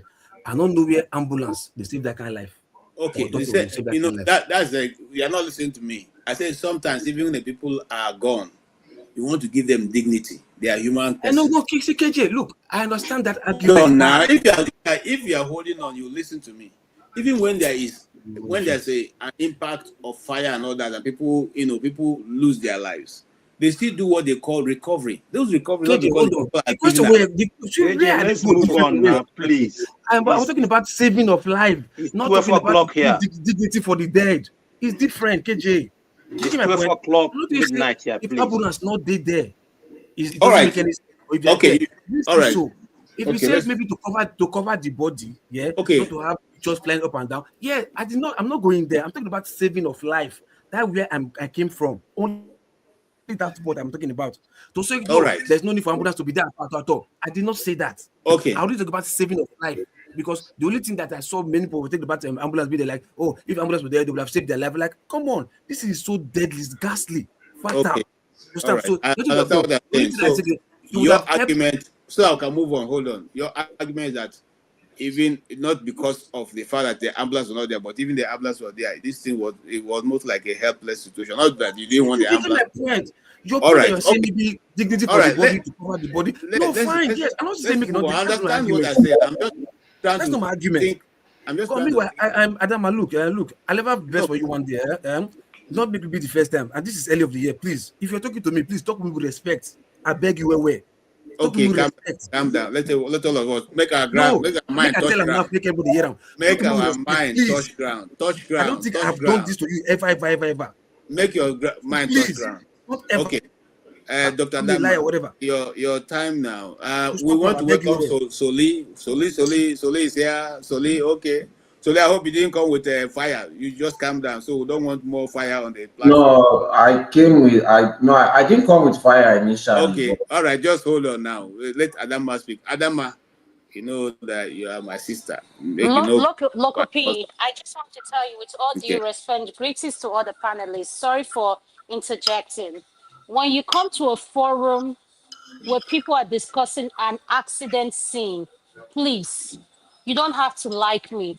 Even with what you know, don't say anything. The name on this platform. Are I'm you have okay, something? local P, I'm Hold on, speaking, wait. please. Please, Stop if that you rubbish. want to Are you keep have something? Wait, interrupting hold me, on. Can no, you I mute want this guy? Is it Please, Adama? If you are just can you going mute ahead to this make guy? your argument, we Please, won't go. please For mute doctor's this sake, guy. whatever.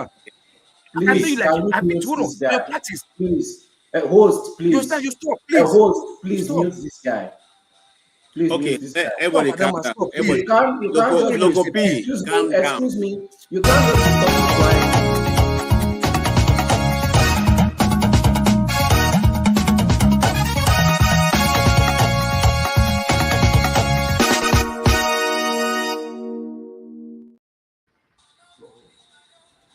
Okay, gentlemen, this is our first show of this year. I don't want it to be rowdy. Let's just. Come on now. Have you All right, seen me like this before? hold on now, Please, local P. how is Hold on, let her speak. hold on, Why are you guys. disrespecting her? Please. Is it because she's a woman? Soli, you are going to speak now. Hold on. Is it because she's a woman? Is it because she's a woman? Soli, hold on now. Soli, hold on. Hold on. Okay. Local P, please, everybody calm down. All right? Okay. Adama, can you make your own this thing input? I would very much love if you just leave Local P out of it. okay, this is what I'm not going to mention anybody with name, but the question I want to put while we're having this conversation. Local P, please stay yourself mute and just listen. You don't have to like what I'm saying, but just keep yourself mute. So you don't want me to interrupt? Okay, go ahead. You can speak.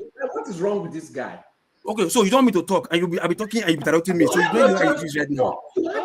Okay. Nigerians, At this point, if I cannot control you guys, I will end the program because the program time is already over. It's 3 hours after. We wanted to do 3 hours, but I just said because a lot of people want to have come in and they want to make a comment. So I want everyone to get a chance to make a comment and then also have a roundup so we cannot shut down. Please, can we just respect that and let's go ahead? All right, Adama, your shots. This is the disclaimer I want to make. None of us sitting on this panel were present on the day of this accident. Our condolences go out to the family that were impacted by this horrific accidents that happened. Regardless of how we feel about it, we need to respect whatever opinion we are sharing. Let's not paint this scenario like we're part of what happened.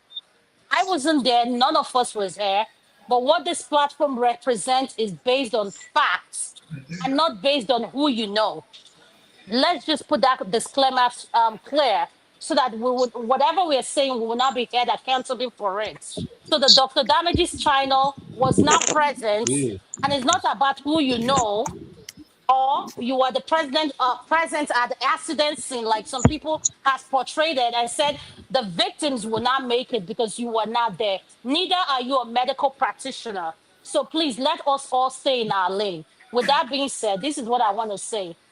What happened to Anthony Joshua is very, very horrific. And I want to remind every one of us, where is Anthony Joshua today? Anthony Joshua is in the UK getting treatments. Why we sit here in our comfortable home in the diaspora He's in discussing Nigeria, this. Mugu. He's still in Nigeria or there. They talk what you don't know, monkey. Oh, come host, on. please, can you remove him? Thank you. This is exactly what I'm saying. And why we wonder why women don't like coming to this platform. Because when people give you a pushback that you don't like, just because you want to speak anyhow, you get worked up. Adama, sorry about that, please. But Please. Adama, sorry. Looking at him, Sorry. you should know that guy has a problem. He has some depression. Looking at him, he doesn't look healthy. I'm sorry, that guy doesn't look healthy. As much as No. I refuse that statement. Hold on, guys. I'm going to end this program. I don't think you should be judging him. Hold on, Solu, hold on. Please, Okwara, I don't appreciate that comment. Please. I'm sorry. Okay, I'm sorry. Please. I withdraw it. Please, I'm sorry. Okay. All right. Thank you so much. Listen, guys. Nothing we say here is going to change Nigeria. Let's calm down. Nobody's your enemy here. None of these people here are your enemy. I'm not your enemy. And nothing we're going to say. Look, the person who is living in the country is somewhere enjoying himself. So calm down, please. What we are concerned about, just like Jagun also reiterated what I said, the guilt that this guy is going to carry throughout his lifetime. Anytime he runs into that family, the whole scenario will play back in his head. The children in that family will say, if not for this guy, our brother wouldn't have gone to Nigeria. Are you people thinking about what I'm thinking? He's the only reason why they went there. And they didn't come back the way they went. That should be a concern for anybody.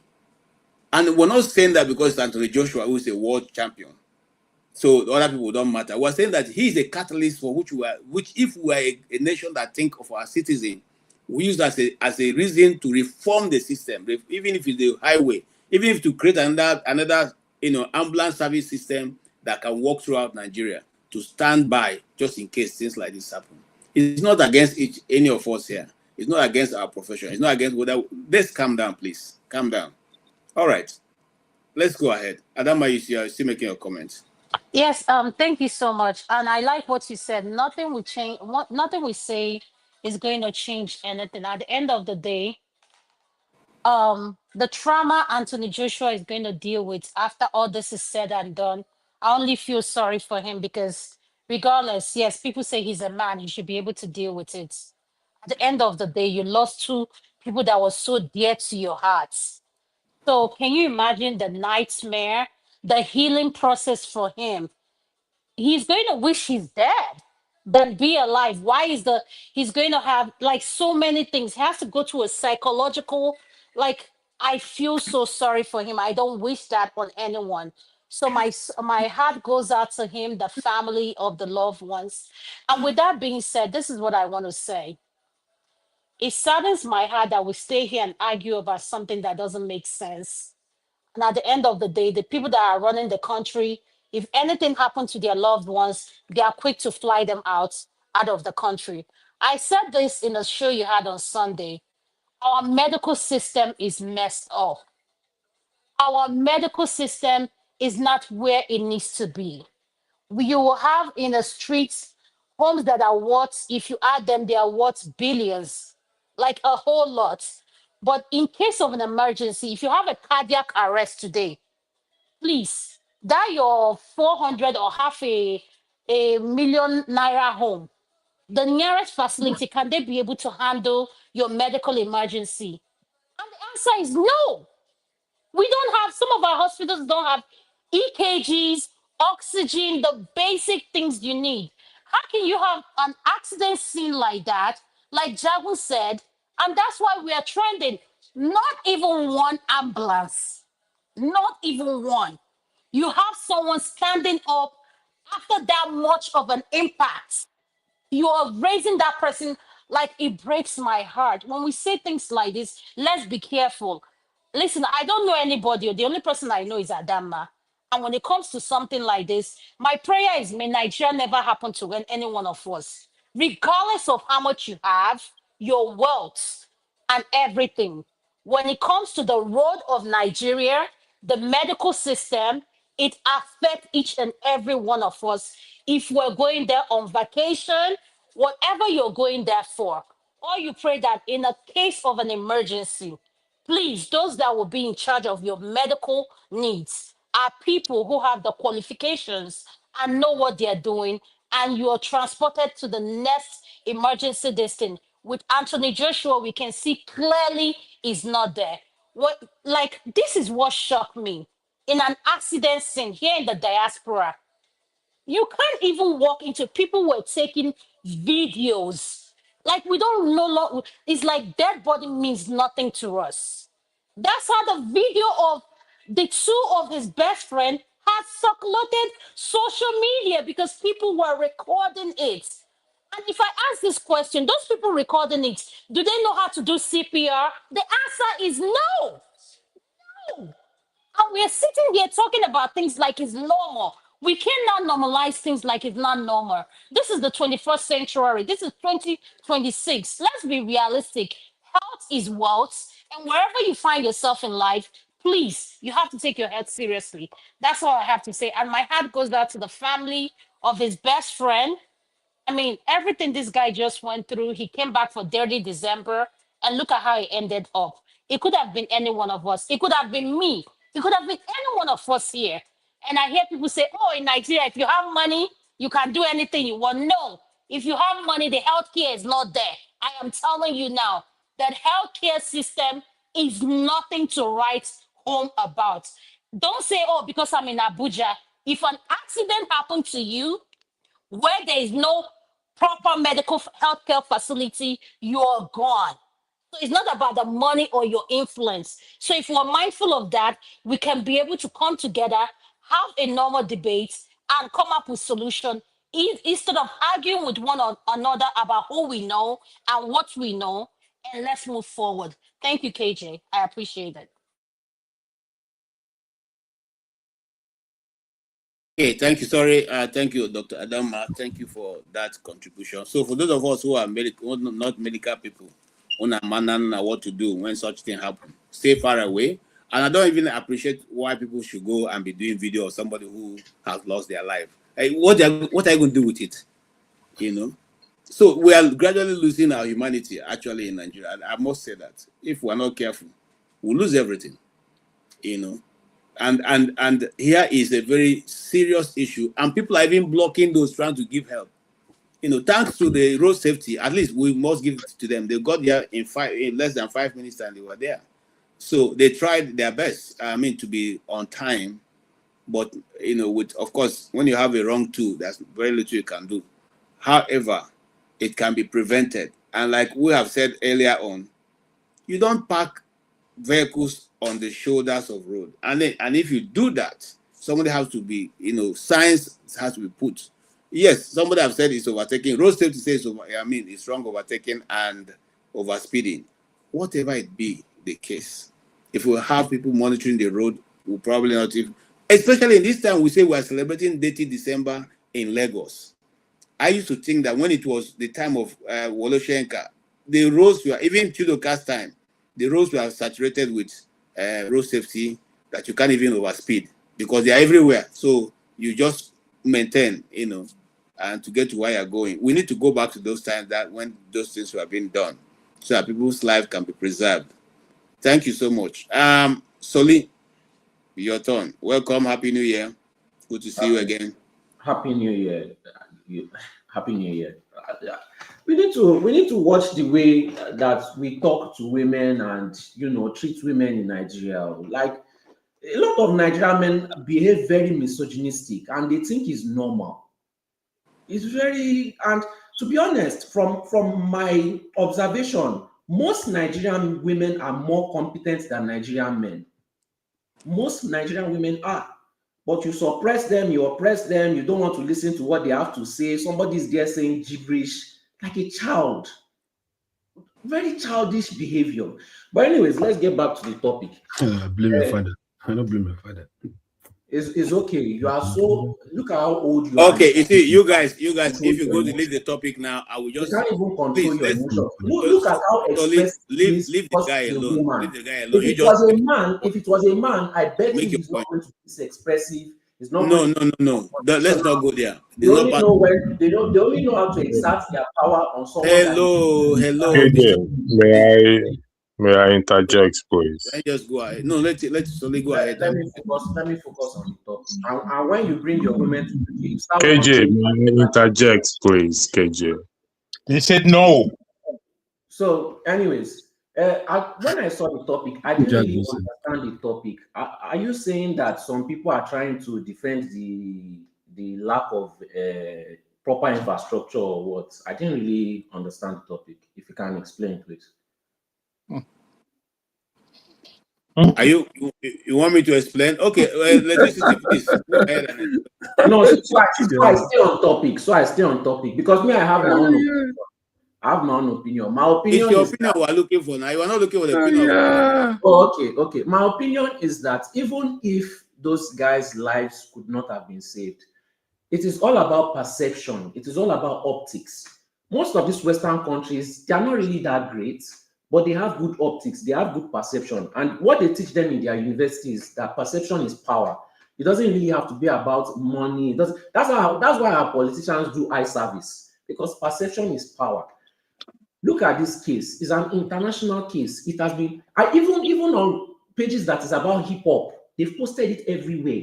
What image did he give Nigeria? Incompetence. You have lost a whole industry of tourism just because of that one event. You see, Anthony Joshua did the average thing most Nigerians would do. It no concern me. I just better pass my neighbor. He has the access to influential people in government. I bet you, like every average Nigerian, he thought this would never happen to me. Every Nigerian always thinks it will never happen to me. That is why they don't care. I better pass my neighbor. As long as I better pass my neighbor, it's okay. This thing is going to haunt him forever because he's always going to be remember that he's the one that brought them. He brought them to their own doom. And he had access to so many politicians, but never spoke on what the average man is going through. When I went to Nigeria in 2013, I didn't go flying in private cars. I took normal bus. I took keke. You are on this platform, you are just realizing that Nigerians have lost their humanity. I saw a human leg at the bus stop and people were passing by like it was normal. That is when I understood the situation that we are in.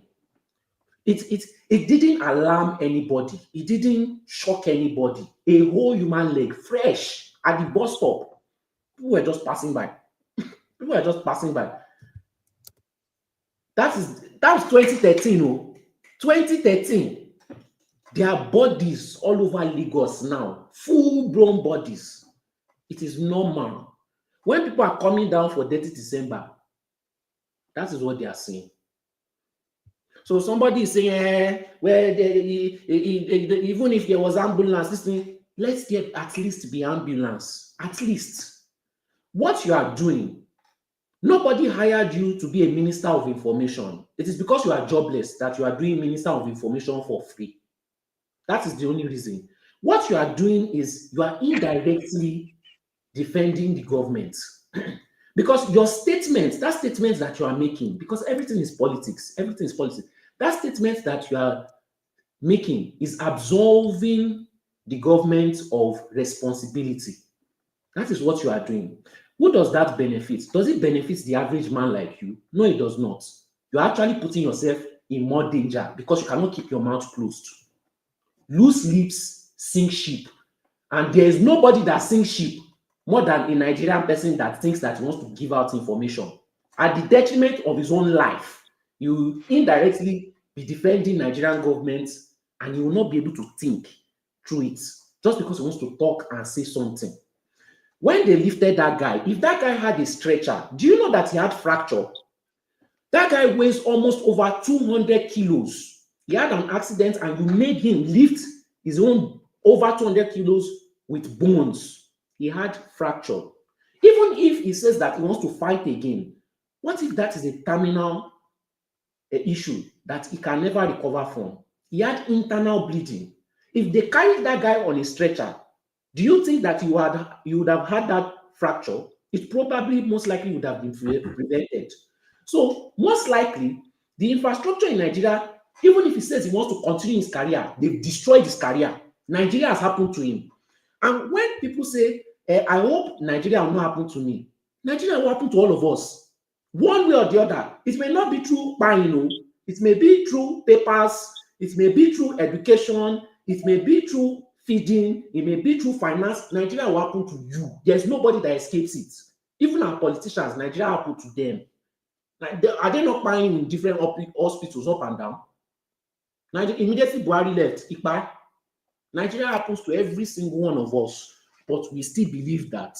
And this is the most annoying part. Some people say if you pray hard enough, Nigeria will not happen to you. You cannot pray away bad infrastructure. You can't. You can't. Like, what kind of madness is this? So, me, I don't even do all this. It is easier to trust somebody in my tribe. F that shit, man. If you are Igbo, you are Hausa, we are thinking alike. We need to organize. That's why I respect these foundational Black Americans. They have a history of organizing together. They have a history of, look at when they didn't want them to sit down at the front of the bus. These people said they would rather walk. Even if the journey is 3 hours, how many Nigerians would do that? How many Nigerians are ready to not buy Dangote products again so that they will ban the trucks on this road so that it will save all our lives? We don't know how to organize, which is very sad. So we are going to keep on suffering, and Nigeria will keep on happening to all of us until we can organize. I'd rather side with the FBA. You cannot be telling me to keep Nigerian secrets. I should not tell them the things that are affecting us. Who is that benefiting? I will be collecting the shame of politicians, and politicians will be benefiting. If any FBA asks me about Nigeria, I will tell them the truth. All the things that you're always trying to hide from them, that you're always trying to act like you're better than them, they can organize to get what they want. If they say they want to get reparations in the next 2 years, if they actually want to do it, they will do it. Just like that, they are not really serious about it. When have Nigerians ever organized to do anything for our benefit? We have no history of organizing. None. So the suffering continues. If you like, continue to bully your gate. All right, thank you so much. Continue to bully your ass girl because it makes you feel like you have power. Continue to bully women because it makes you feel like you have power. You are just a kid in an All right. Thank you so much. Thank you so much. Yeah. I want to jump electricity because you have the last comment. Let me go to Jefferson, and after Jefferson, I'll go to Ife, and then I'll go to. I would like to, log off, please. Give me 2 minutes. Okay, Jefferson, hold on. Let Okpara make this so I can log off. Yeah. I have people backstage that I want to bring up. Okay, go ahead. Yeah, thank you very much. Accident happens everywhere. Whether you are in America or you are in UK or Germany, where I live. But the issue is the response. How do you respond to accident? I've said it before. A house got burnt or still burning in Balogu. It started on 24th of December. As we speak, it is still burning. I tell you. People were calling, help us, help us. There was no help. The paramedics didn't come. There was no ambulance. The fire service that came there, they were demanding money before they could, put the fire off. The relatives, 30 million.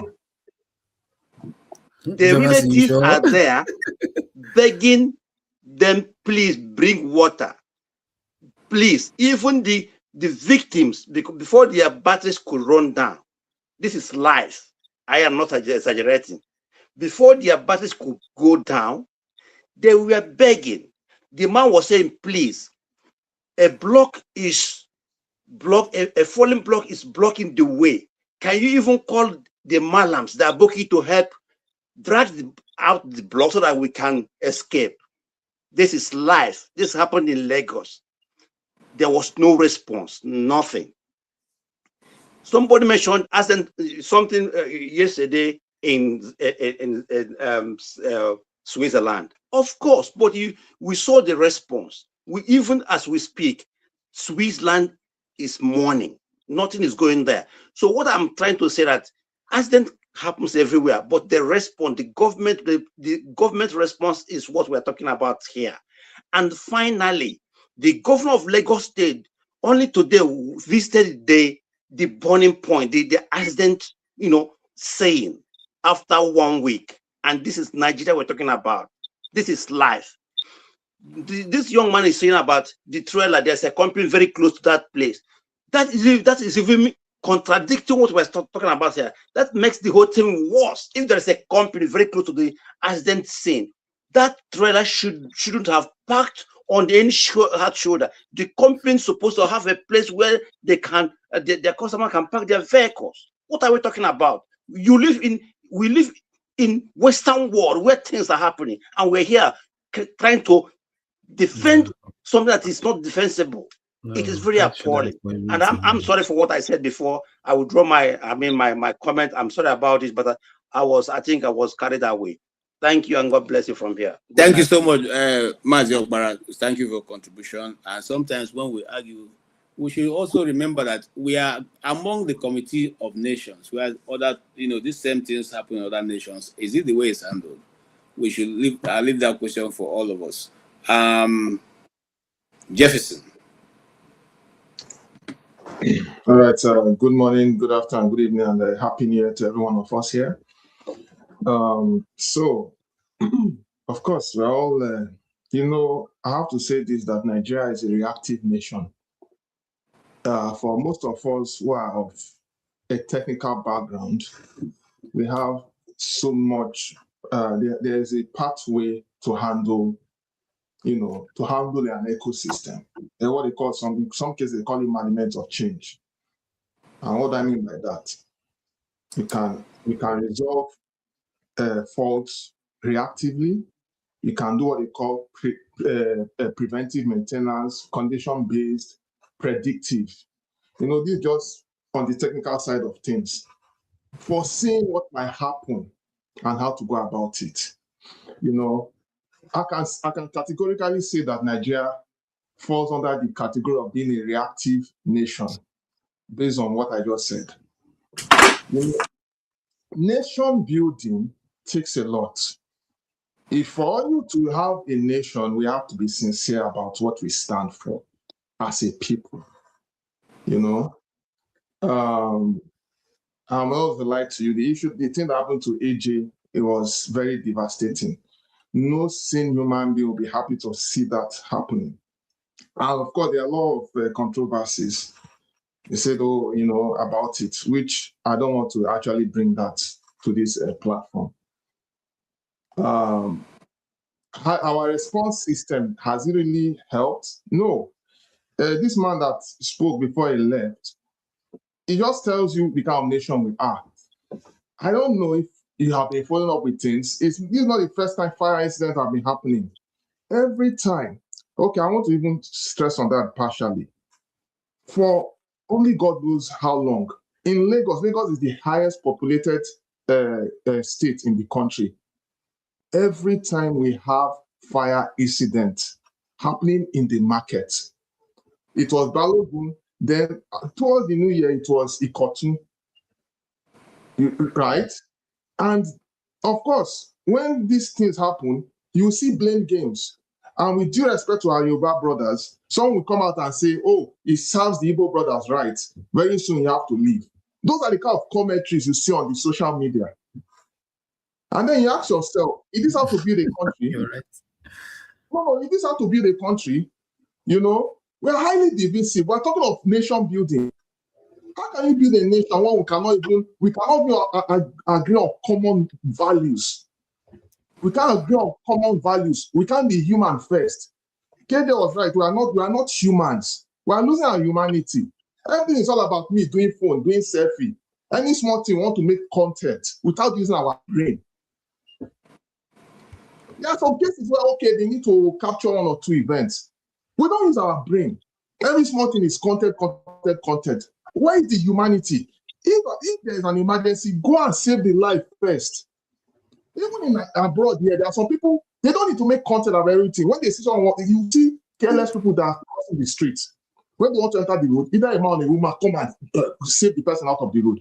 Or is it a situation whereby a careless mother left the child in a high rise, and the baby fell from maybe 20 or 30-story building? Sorry. Just if there was no video of that, how did you see it? No, calm down. Let me speak on something. Okay, calm down. Now, because the person had a conscience, it's none of it. Is his baby? You could have just said, "Oh, this not concern me." You just allow the baby to fall.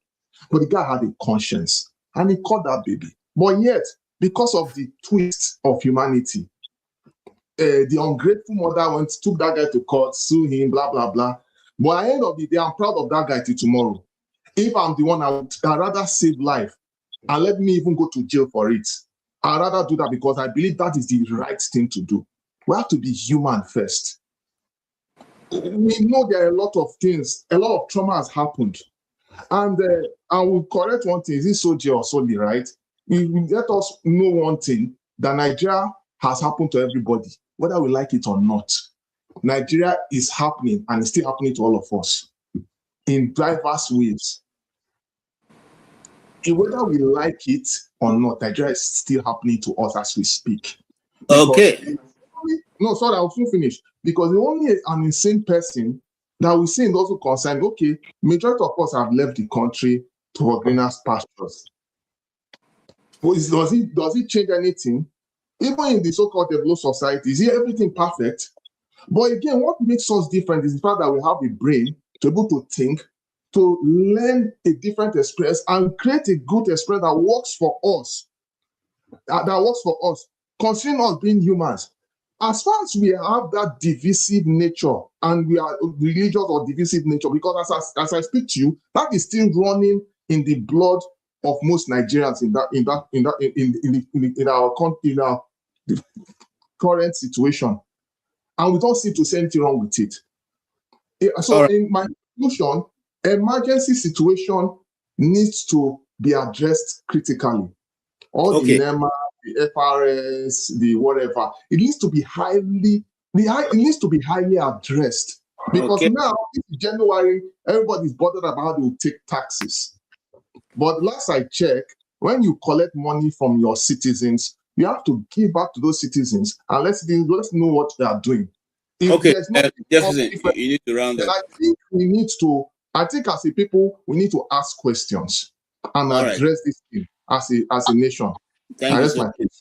Mr. KJ, can I ask a question? Jefferson just made a point that kind of caught my attention, if you don't mind. And this is to you, Mr. KJ. The fire that he referenced, those 3 siblings or 2 that were trapped in that fire, why were they trapped and why couldn't they come out? They the were one that trapped was because, just announced that they all passed away. yeah, they couldn't come out because it was a high rise and there was a wall that had collapsed and stopping them from being able to exit. And the fire service couldn't get to them or didn't try to get to them. And the government didn't do anything. I mean, there was a total failure on all sides. They are not the only ones. There were other people who also in that building that suffered the same fate. That's why but this one, the only reason why they are more talked about because there are 3 family members that were in that place until their battery ran out and they didn't make it. Prophet, sorry. KJ, can I ask you a question? You say it's a high rise. How many floors would you know? Nah, no, ask me that kind of question. Even if Tony now for you, even if not 3 or 4, it's a high rise. One story building in Nigeria is a high rise. Because what we call high rise here, no. Technically speaking, yes, technically speaking, wait now. Wait. It's less than 25-story building. It has an elevator. So it has an elevator. They say high rise. Technically speaking, any building that is more than 5 floors is regarded as a high-rise building. That's why I asked you that question. And if it is a high-rise building, then there are laws regulating how many exits you must have in that building. That's why I asked you that question. Okay, now, so in this case now, when that building was built, which was sometimes many years ago, how many times do we review? Sorry, KJ. How many times are we reviewing those things? Because last I checked, that Balogun building is still using old architecture, that old data, old standard. Meanwhile, most of all these buildings ought to be reviewed. And I mean, innovations need to be done, but for most of us, as in, because of the structure, it will have been demolished and rebuilt. Exactly. So do we know if this building? I'm just asking because I heard about it and I don't want to speak, and that's why I asked the question. Is there an elevator when you say high rise? Is there an elevator in those buildings? We don't know whether there's an there could be an elevator, Adama, but even if you have elevators, when there's a fire emergency, you don't You use use the elevators. staircase. Yes, you use the nearest exit area. So, like he said, listen, let me say the bit that I know. When the building first caught fire, it was there from one point. So why the people were not evacuated at that time is what I still don't understand. Because the building didn't just engulf in fire. It started from a small portion, which people were pointing out from the street. At least I saw that video. And I thought when it started, I said, okay, they're going to be able to put it out. But they didn't put it out until all the calamity was for HSC issue. Let's not divert. We're diverting now. Sorry, KJ. When there's an emergency issue, when it's like HSC or HSC stories, whatever, there are signals, that directs you to maybe like muster points in case there's any emergency.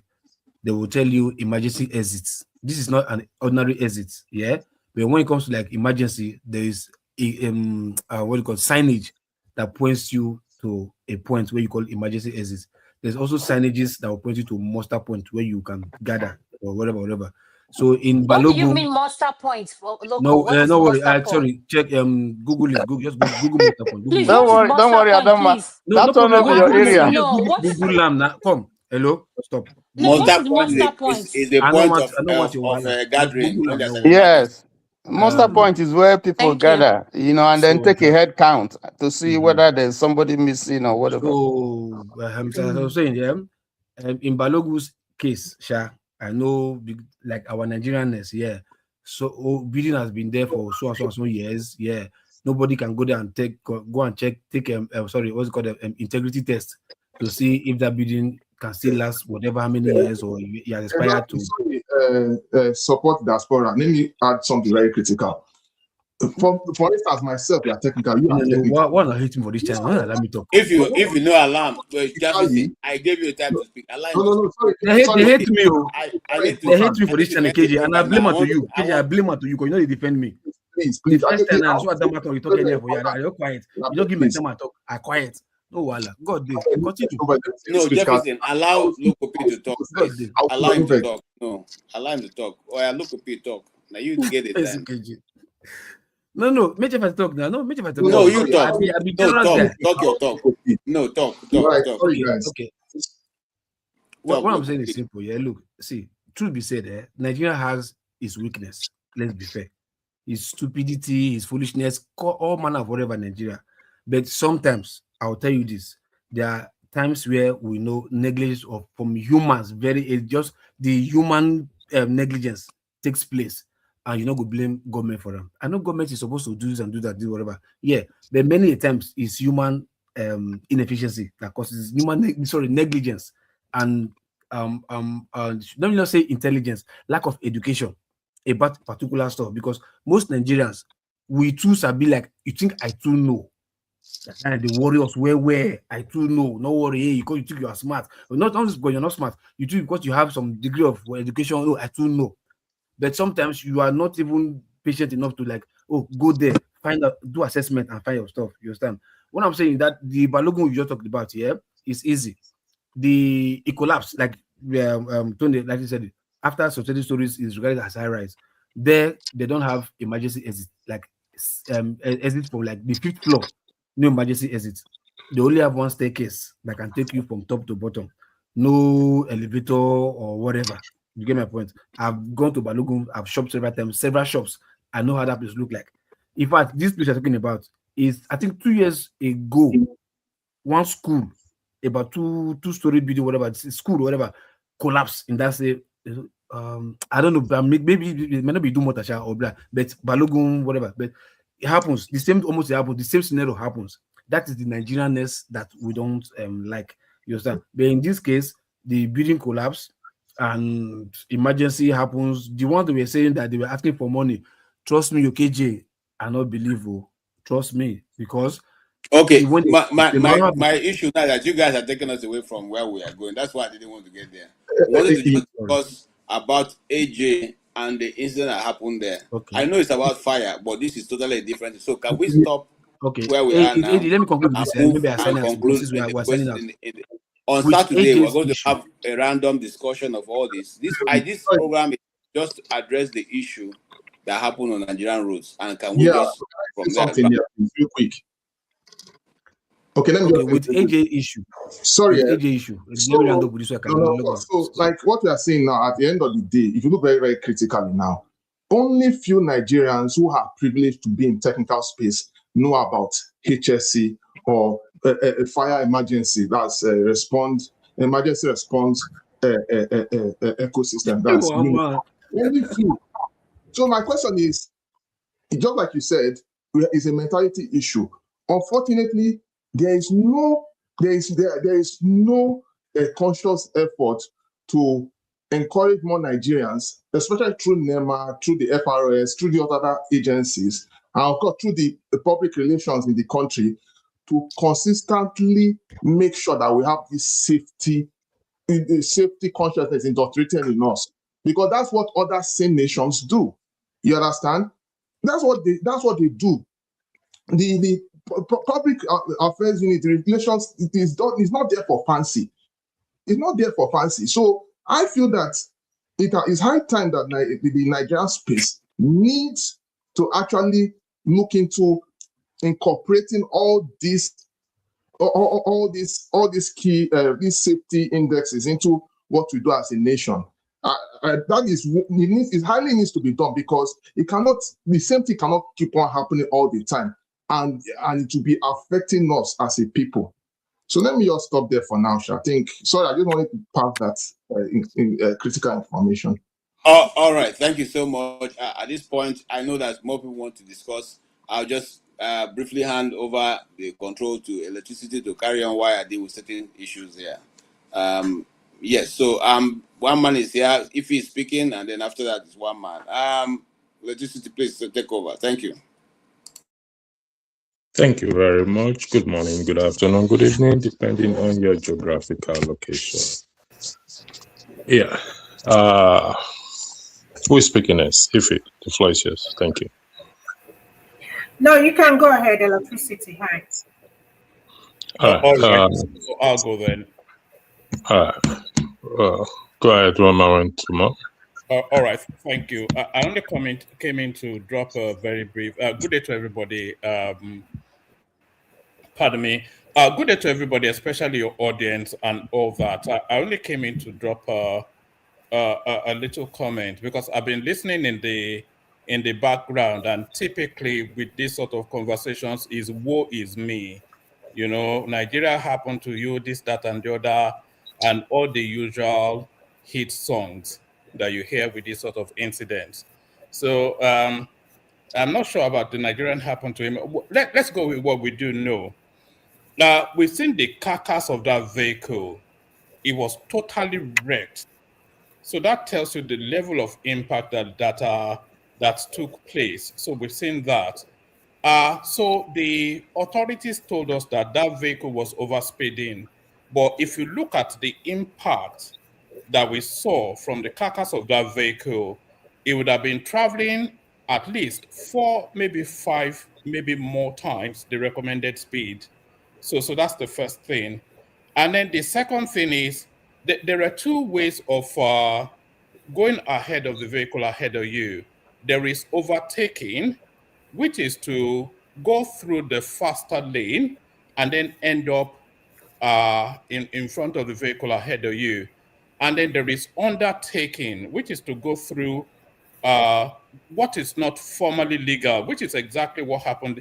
This guy actually went under, he tried to overtake through a hard shoulder, and it came up against a stagnant vehicle.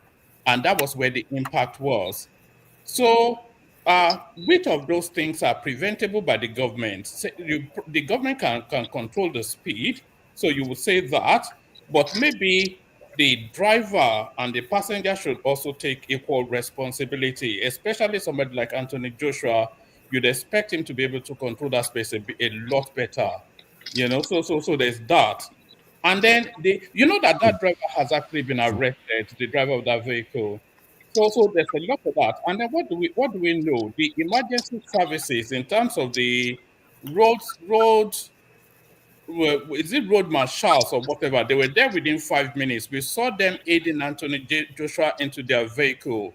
So there was some form of response, but they were not equipped for the emergency need of that situation. So we know that as well. So there are a lot of pockets of things that we do know. And the culpability, the responsibility, it lies especially and essentially on that vehicle. Because they were excessively speeding, they were overtaken in the wrong lane, which is the hard shoulder, and then they came up of course, and the hard shoulder is there for a reason, by the way. It's for vehicles that can no longer proceed. So vehicles will be yes. So vehicles will be on the hard shoulder, so there's no. So I know we want to leverage this as yet another weapon of woe is me and Nigeria happened to you and Tinubu. But there has to be some form of personal responsibility, culpability in terms of the vehicle and the occupants of it. But the overarching thing is a sorrowful thing. And like Asoli was saying there, it doesn't enhance the image of the country. That's the overarch. But I don't think there's sufficient enough for you to do your Tinubu rounds. But let me drop that and then drop that. Now I'm listening about thank you, Electricity. One man, you are very funny with your statement. No, man, na corny guy. You started by saying maybe, and then you turned around to be speaking with certainty. You just contradicted yourself. And there's nobody who is talking about Tinubu or no Tinubu. So nobody mentioned Tinubu here. So don't come here and be spewing that political this thing that you are known for. That's not what we're talking about. We don't know exactly what happened. You can only speculate. How can it be within 3 minutes that road safety arrived there and they were able to investigate and know exactly what happened? Where is that done? No, but Mr. Tony, thank you very much. Can you hold on, Local P, can you hold on, please? Ify, are you ready to speak? Ify, are you ready to speak? She will mute herself. She mutes. Ify, can you hear me? I'm mute a speaker. Are you ready to speak? I hear you. Yeah, you are muted. You're muted. Thank you. I said, go ahead. I mean, we're literally saying the same thing over and over again. Go ahead and speak. Gentlemen, ladies and gentlemen, thank you for being here. Adama, can you do me a favor? Could you please bring the broadcast to an end? Thank you very much for your time being here. Can you please end the broadcast for me? Thank you. Adama, are you there? Adama, can you hear me? I'm sorry, I can hear you. Yeah. Yes, what did you say? Can you please, the broadcast has come to an end. Can you please bring it to me?